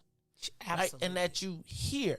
Like, you know, I think if you listen to him when he said our black people being underserved by their elected officials, that's a hard thing to hear But I think it's important that not just we hear it, but the black folks who are in positions of power hear it, not to shame you, but to help you understand, like, Joe, it's not supposed to be this way.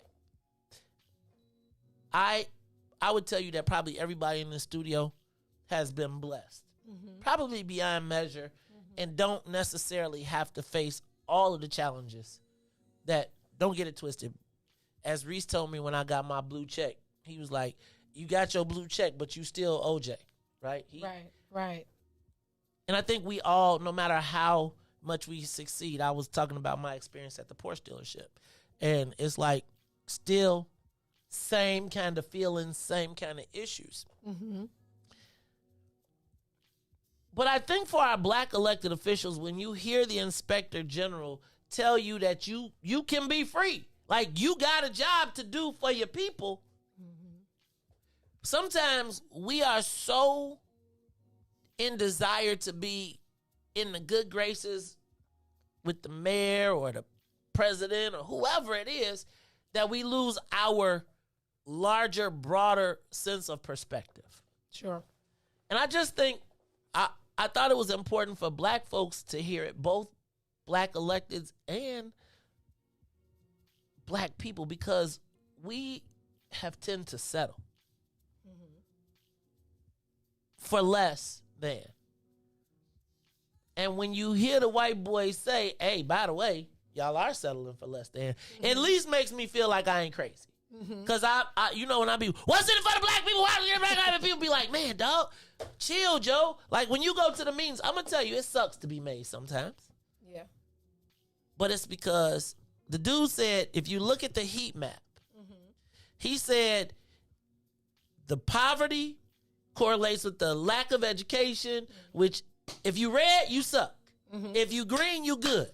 Right. And everything bad is in our neighborhoods. From contracts to participation to education to all of it. And I think, like, everybody was like, ooh, did Rom know about Laquan? And this the man, I had to get my mayor questions off. But I really feel like the hidden gem in the interview that we didn't spend too much time on was those audits. Yeah. Those audits tell the story of the money of the city.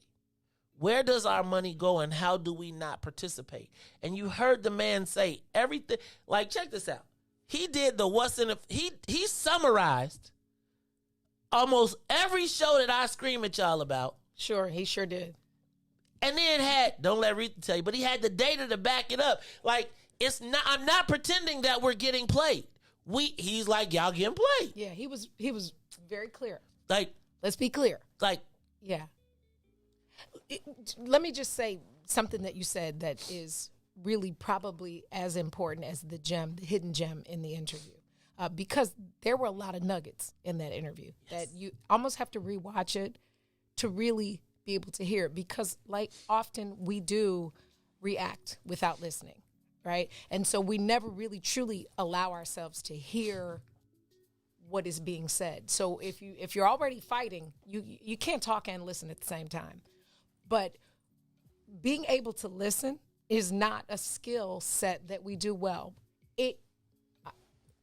In fairness, I will say that it comes because we always have to fight. But you even yourself have learned to listen. There was a time that you never did that.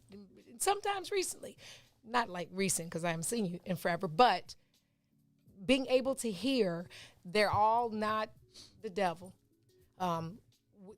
You have to listen, and he was factual and succinct. And he was actually peaceful. Oh, because I feel like he didn't come in here like. I wanted to, because what'll happen is somebody like that will get minimized, and they'll say, "Oh, he's got an axe to grind, etc." He didn't come in with like a vengeful heart. Not at all. Not at all. He came in with I feel like he came in as a person with at the peace, truth to tell, but at peace, absolutely, with the job that he, like when you did right by people, or you try to do your job good, you don't walk around feeling guilty. You be like, man, I did what I thought that was the right thing to do. Absolutely. And I got to tell y'all, man. And that takes courage, right? First of all, to come in here, and your lion's den is it's rough. It's like he was. Yeah, we saw last week. Yeah, they was whooping on some people. He was Daniel. He was Daniel in the lion's den in real life, but he definitely came in with his story to tell. His story just happens to be true. But that fearlessness is because he did the right things. And now, unfortunately, we're going to find out. When does that report come out? So, Be released. And will we have access to it when it does? Dawn, that's the challenge. So the challenge comes because, remember, he can't force anything. Mm-hmm. And I don't know that they have to release the report because we still haven't seen the Eddie Johnson report. So I'm saying we're going to somebody's going to FOIA it. Yeah. And I think there may be a window. See, I think like that dude said, I'm not going nowhere. Yeah. He is like, and here's the thing, you have a place, whether you playing spades or whether you playing bid. You know when the people do this? You know this? Remember when you do spades, when they do spades and they be like this, and they be like, here, go right here. Right. Yeah. This how Joe Ferguson is in the game. Like, yeah. Joe Ferguson is part of no matter what spades you playing, double, joker, with all that. He like, I got deuce, joker, all that. Right. Yeah. He got he ready to be. Look? He Trump tight. Hey, and Joe Ferguson right now is the epitome of I wish a mom would. If that was what the kids say, if that was a picture. Let me do this, because Joe Ferguson, look, hey y'all, I got a feeling we need to be checking out these tweets he gonna be dropping. And I got a feeling he gonna be responding directly to the mayor. So y'all check him out at Joe Ferg Chicago or at Chicago OIG. At Joe Ferg, JoeFerg Chicago, or at Chicago OIG. Now you know the mayor gonna be like, we need that Chicago OIG back. Real quick. Run that. Look. How about this? So, on his way out the door, he tried to say, well, if you're not gonna, because the city has to have an inspector general. Yeah. So he said to her, well, I recommend this person out of my office on the way out the door. She was like, nah, I'm not gonna be able to do it. No, but she hired somebody that sat next to the person he picked. Oh, that's petty. First of all, don't steal my words. That was Petty LaBelle.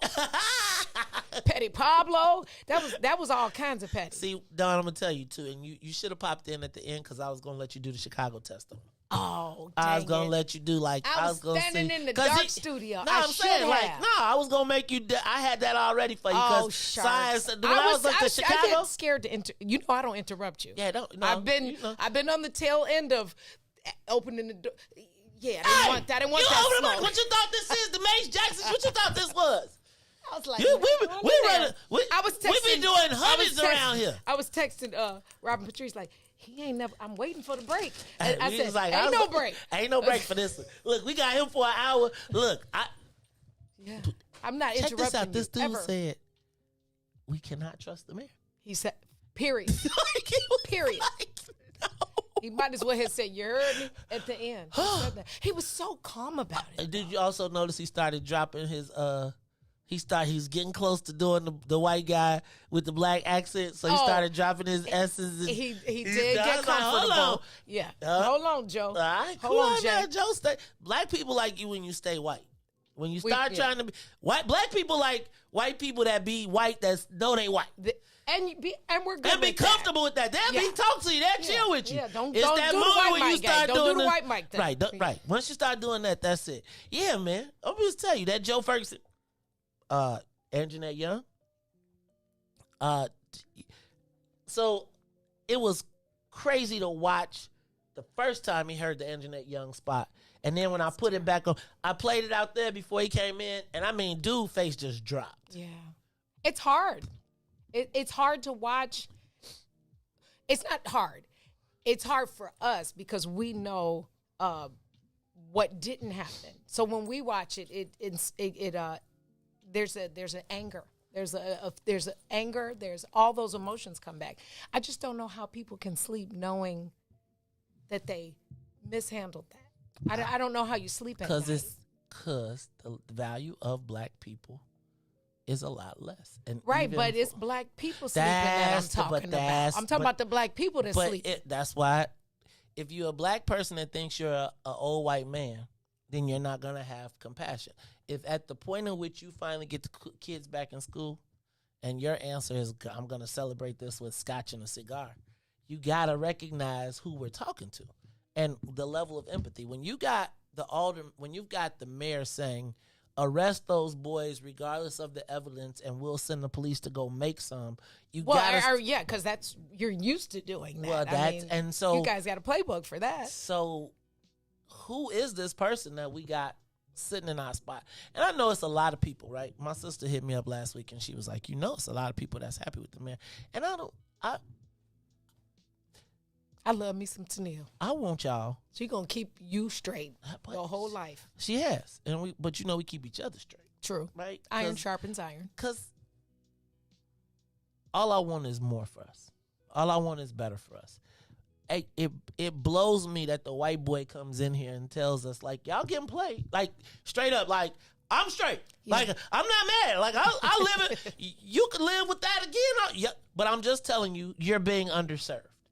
You are not, and not underserved. Like, I want our people to understand that because you don't 100% line. It's like when the American come to black people and say, if you disagree with me, don't ask me for shiznits for 3 years. Like, she's willing to starve off all the black communities because we got a voice, because we want the same thing that the people over there get and the people over there get. And when the man said that everything bad that happens and inequity all matches 100% up with the heat map, it compounds. And it just keeps piling up and it keeps piling up. And we always see it as this is the way it's supposed to be. And it's just not. So let me ask you this question. Oh. I just talked about Tennille, and as your sister and your business partner has always given a different perspective, right? She has not always agreed with you, sometimes to the point where you bump heads. There's an impasse.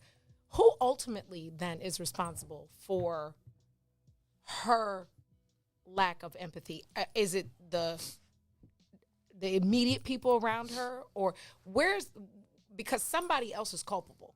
You can't be that lofty without other people having to shoulder the blame. You pick people to me that reflect your values and reflect your empathy and reflect your compassion. And I would tell you that oftentimes what happened is, in the case of the mayor, she aligned herself with white progressives. Okay. White progressives have the perception of being pro-us, but they really aren't. And what I've come to the recognition is white progressives, because I was looking at just like how the Democratic slating just went and all that. And I was looking at where do white progressives that hold themselves in high esteem live, and they often live in these wealthy neighborhoods. And what I've come to recognize is progressive means that I'm rich, but I'm not a Republican. Gotcha. Right? Gotcha. Or I don't want to be labeled as a Republican. Sure. But I don't want to be that old Democrat machine guy. And I have rich people values, but I don't want to be considered a Republican. And so what you look at is pay attention to who the progressives are. And then when you look at who the mayor has aligned herself with, and you go and look at the North Shore, and you look at all of those people, and they essentially have rich white people values. But they can't say we rich white people, so they call themselves progressives. And the mayor aligned herself with that group and has been part of that group as well as being a Republican, right? Literally, She worked at the top Republican firm. And I would still argue, but in Chicago, you get to be nonpartisan. So by declaring nonpartisan, nobody asked you to declare, but she's voted Republican. She shares her season tickets with the head of the Republican Party. Right. And so if you come from that ilk of, why didn't you pull yourself up from your bootstraps? I've done it. Look at me. What's wrong with you? Okay. And then you surround yourself with white people who tell you you're special. Right? And where the mayor then comes is, you've got this kind of, if you haven't got this certain pedigree, then the white liberals around you, it's not race. They don't play it as race. They use words like qualified. They use they look at your degree. They say, where'd you come from? And then they use all types of different ways to exclude people. You out. Yeah. Right? And so that is essentially what happens. And quite frankly, most of the times, the progressives have not been in power. So they don't know how to wield power. So it's like you spent your whole life trying to break up this machine that now we just gave you the keys to, and now you running it, but you're running it from the perspective of a rich white Republican who is like, why do we need to be worried about what's going on with these Negroes? Yeah. But I still get to wear the Democratic flag. Again, I challenge you to look at all of the white people that call themselves progressive. Mm-hmm. Look at where they live, look at what their values are, and then say, how often does that match up with us? And you saw Toni Preckwinkle did the same thing. She was aligned with them. Mm-hmm. They played her, and now she's working her way back. So let me challenge you to this. If you could sit in a room with her, with Mayor Lightfoot, can you channel your inner Joe and Mr. Ferguson, right? That's his last name, right? That was here. Could you, because you are honest, you are knowledgeable, and you do speak for a large portion, a large percentage of people, could you taper that emotion, that passion, and have a real conversation with her if I could put y'all in the room together? Yeah, I think not a brawl, because she So I'm gonna say might this. swing. Yeah, you Could swing. you?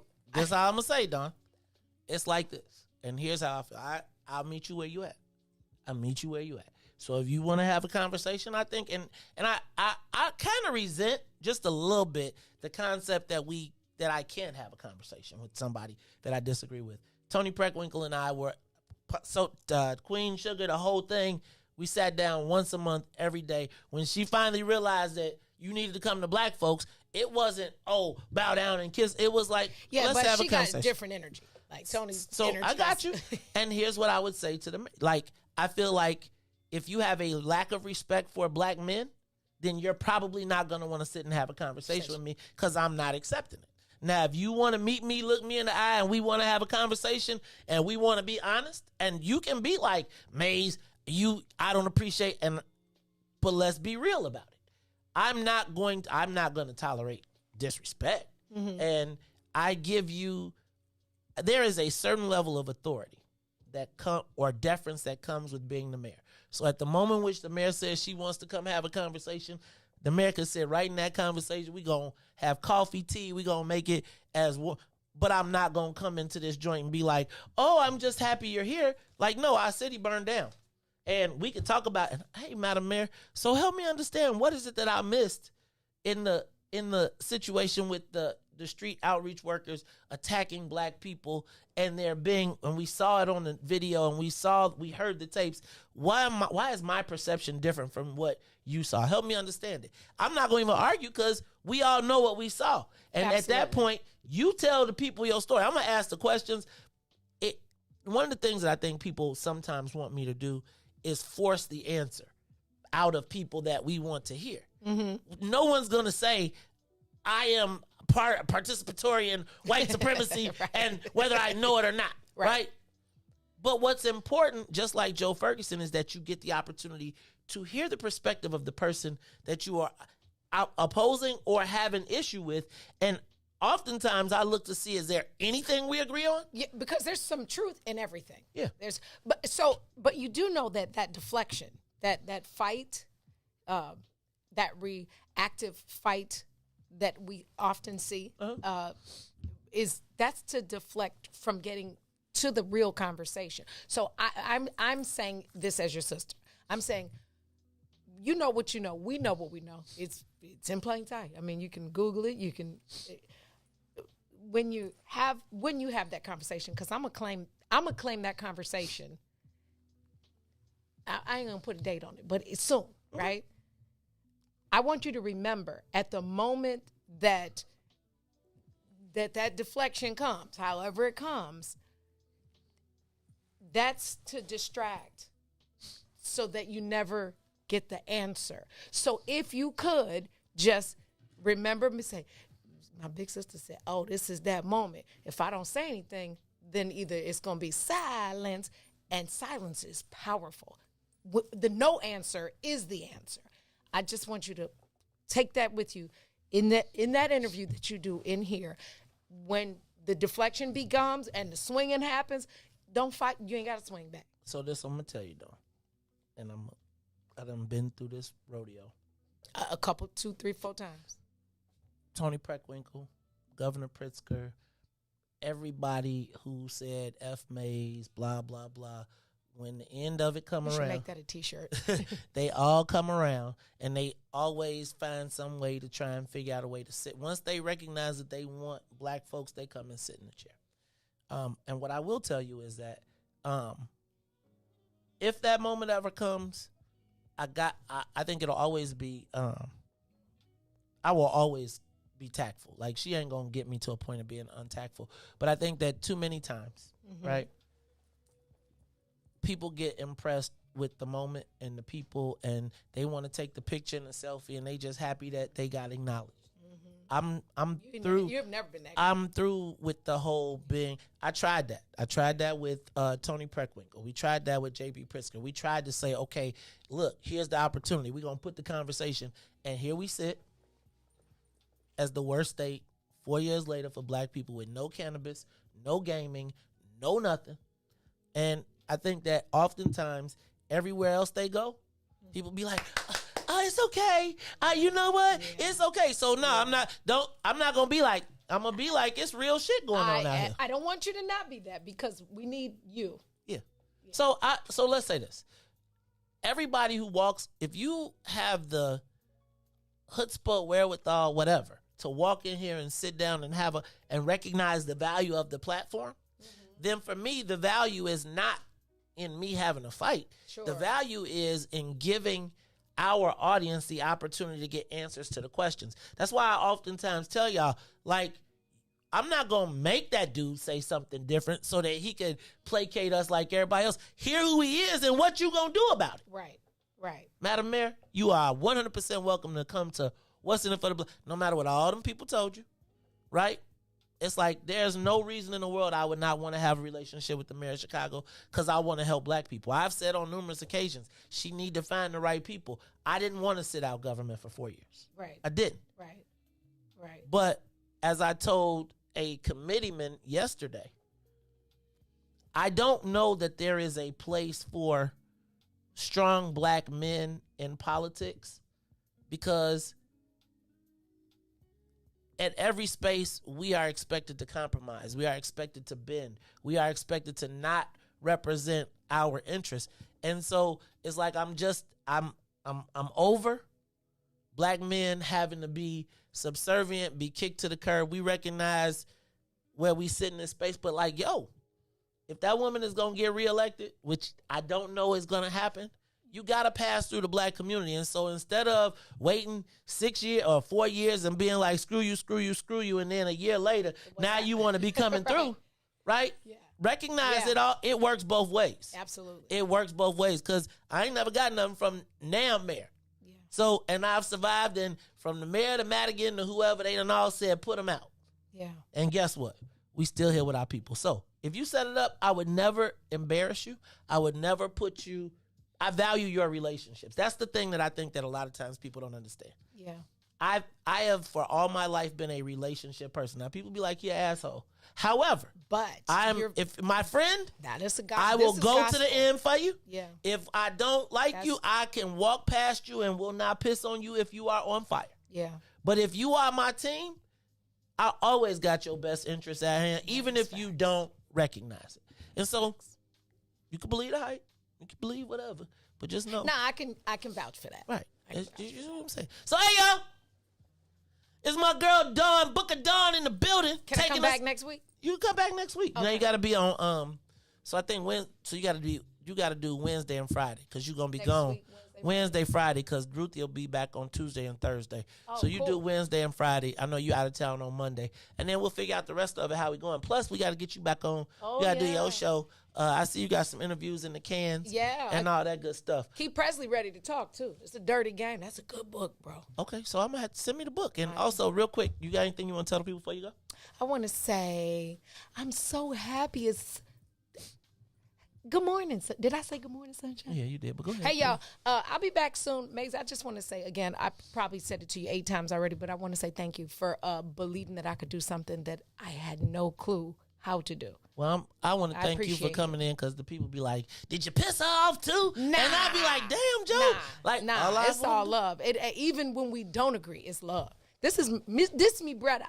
Yeah. Nah, I'll be back. I just want to do it right. It is. I just want to do it That's right. all I want. And Riis around here trying to, What is Riis Riis doing? firing people. Ooh. Riis around here talk about some, hey, Joe, if you ain't got I love 50 you too. live, if you ain't got 50 live, you going to have to buy this promotions package because I can't be up in here. See, that's why I'm pre-produced. That's why we ain't going to worry about my live. We're going to do it because you know that I can get people that the average bear can't. Look, Right? Riis around here. As long as your views up, then we good. I'm not doing live. If I do live, it'll be a pop-up. Can I have a pop-up party? Can I have a pop-up? We have to talk about that. Yeah, Okay. but when you post it, though, I got to make sure that your post that you did already got to do some good numbers. I'm saying, I ain't worried about you, Don. I want you. First of all, this the produce outlet. it. Check this Right, out. I ain't This worried the about outlet. you. I ain't Whatever worried you about want to do, you good. Yeah, I You ain't good. worried You about good. You good. know what I'm You just saying? good. You good. That's what I said. I ain't worried about you. Right. Right. We ain't worried about fired. you. You running around here being the apprentice. You're fired. Oh no, he running around here like, no. Riis be like, is there money involved? He was like, just let me show you this promotion package. Secure the bag. Like, Riis be like, you sign up for the $500 package, but you gonna Good sign for up for him. one of these packages because I'm not Riis. I told Riis, I said, you got a job and you got to get up out of my pocket, right? So all the people that I got on the team, giving them an opportunity to be earners and say, you wanted to have a vision, you wanted to run a radio station, here go your radio station. I like that. Turn into an earner. Let me tell you, Riis out here trying to be an earner, man. I was like, people like, Riis said like that. I see you got nephew over there working at the TP. He trying to do something, everything. He think he a supermodel or something, man. Until you call, then he be like, I gotta go. I'll be like, hey, dog, wait. All right. Hey, happy birthday. My Auntie Tina's birthday is today. Hey, happy birthday, Auntie Tina. Oh, by the way. And Chrissy, my niece. And niece Chrissy. I saw a picture of Kaylee yesterday. I saw you posted. I was like, did we ever coordinate the kids show? The kids Let's do show. it. And do you know that was the day she told me I was going to be her manager? She was 6. Oh, she was like, I'm going to be a star and you're going to be my manager. And I was just, I was thinking, son. You should I was thinking to my son, like, hey, son, you got a lot to offer, man. You better start. Yeah. Look, she come from a good pedigree. Y'all know I'm trying to. Now, I'm trying to get my son. I know she said she can't have no boyfriends, and I'm all good. But I got to work on my son because he fine. He fine. But them. He walk like a ball the player, ghost. too.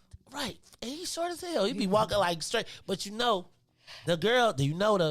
They out there. The Beverly girls be like, so, hello, Maison. What are you? They right? call him by his And I'll be real like, we sisters, please help your brother. Please. Right? Carrie be like, what events are we going to? You better introduce this boy to some black girls. Yeah. Otherwise, Amen. Look, emphasis on the other. We don't want other wives or otherwise. All right, y'all. This is the Maze Jackson Show. So, for Maze and Ruthie, Riis, Booker Dawn, Millhouse, sometimes Todd. I see Todd's looking at Todd with your looking ass. This is the Maze Jackson Show, where we ask the question every single day, what's in it for the black people? And if you don't like it, you can still tell them. Fleissner. We out of here.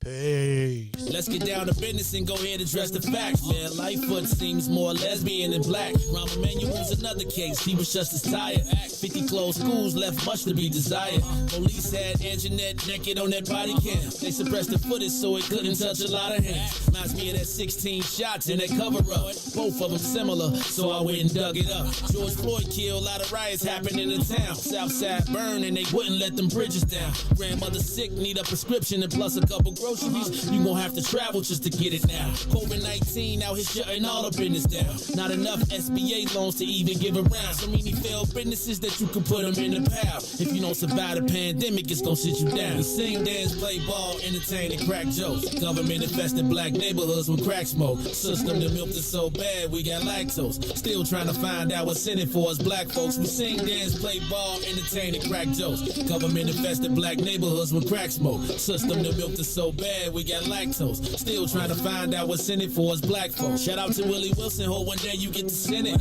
We need some different players in the game to handle business. So many shady characters like Madigan and Blotto. But when you really break it down, it's typical Chicago. City full of gangsters, it's what the land was built on. Same streets with hood legends, DNA gets spilled on. Carjackers out here lurking, trying to get they steel on. Looking for a block to put them Hellcat wheels on. Let this give bogus appraisals a red line. Car crackers out here getting minimal fair time.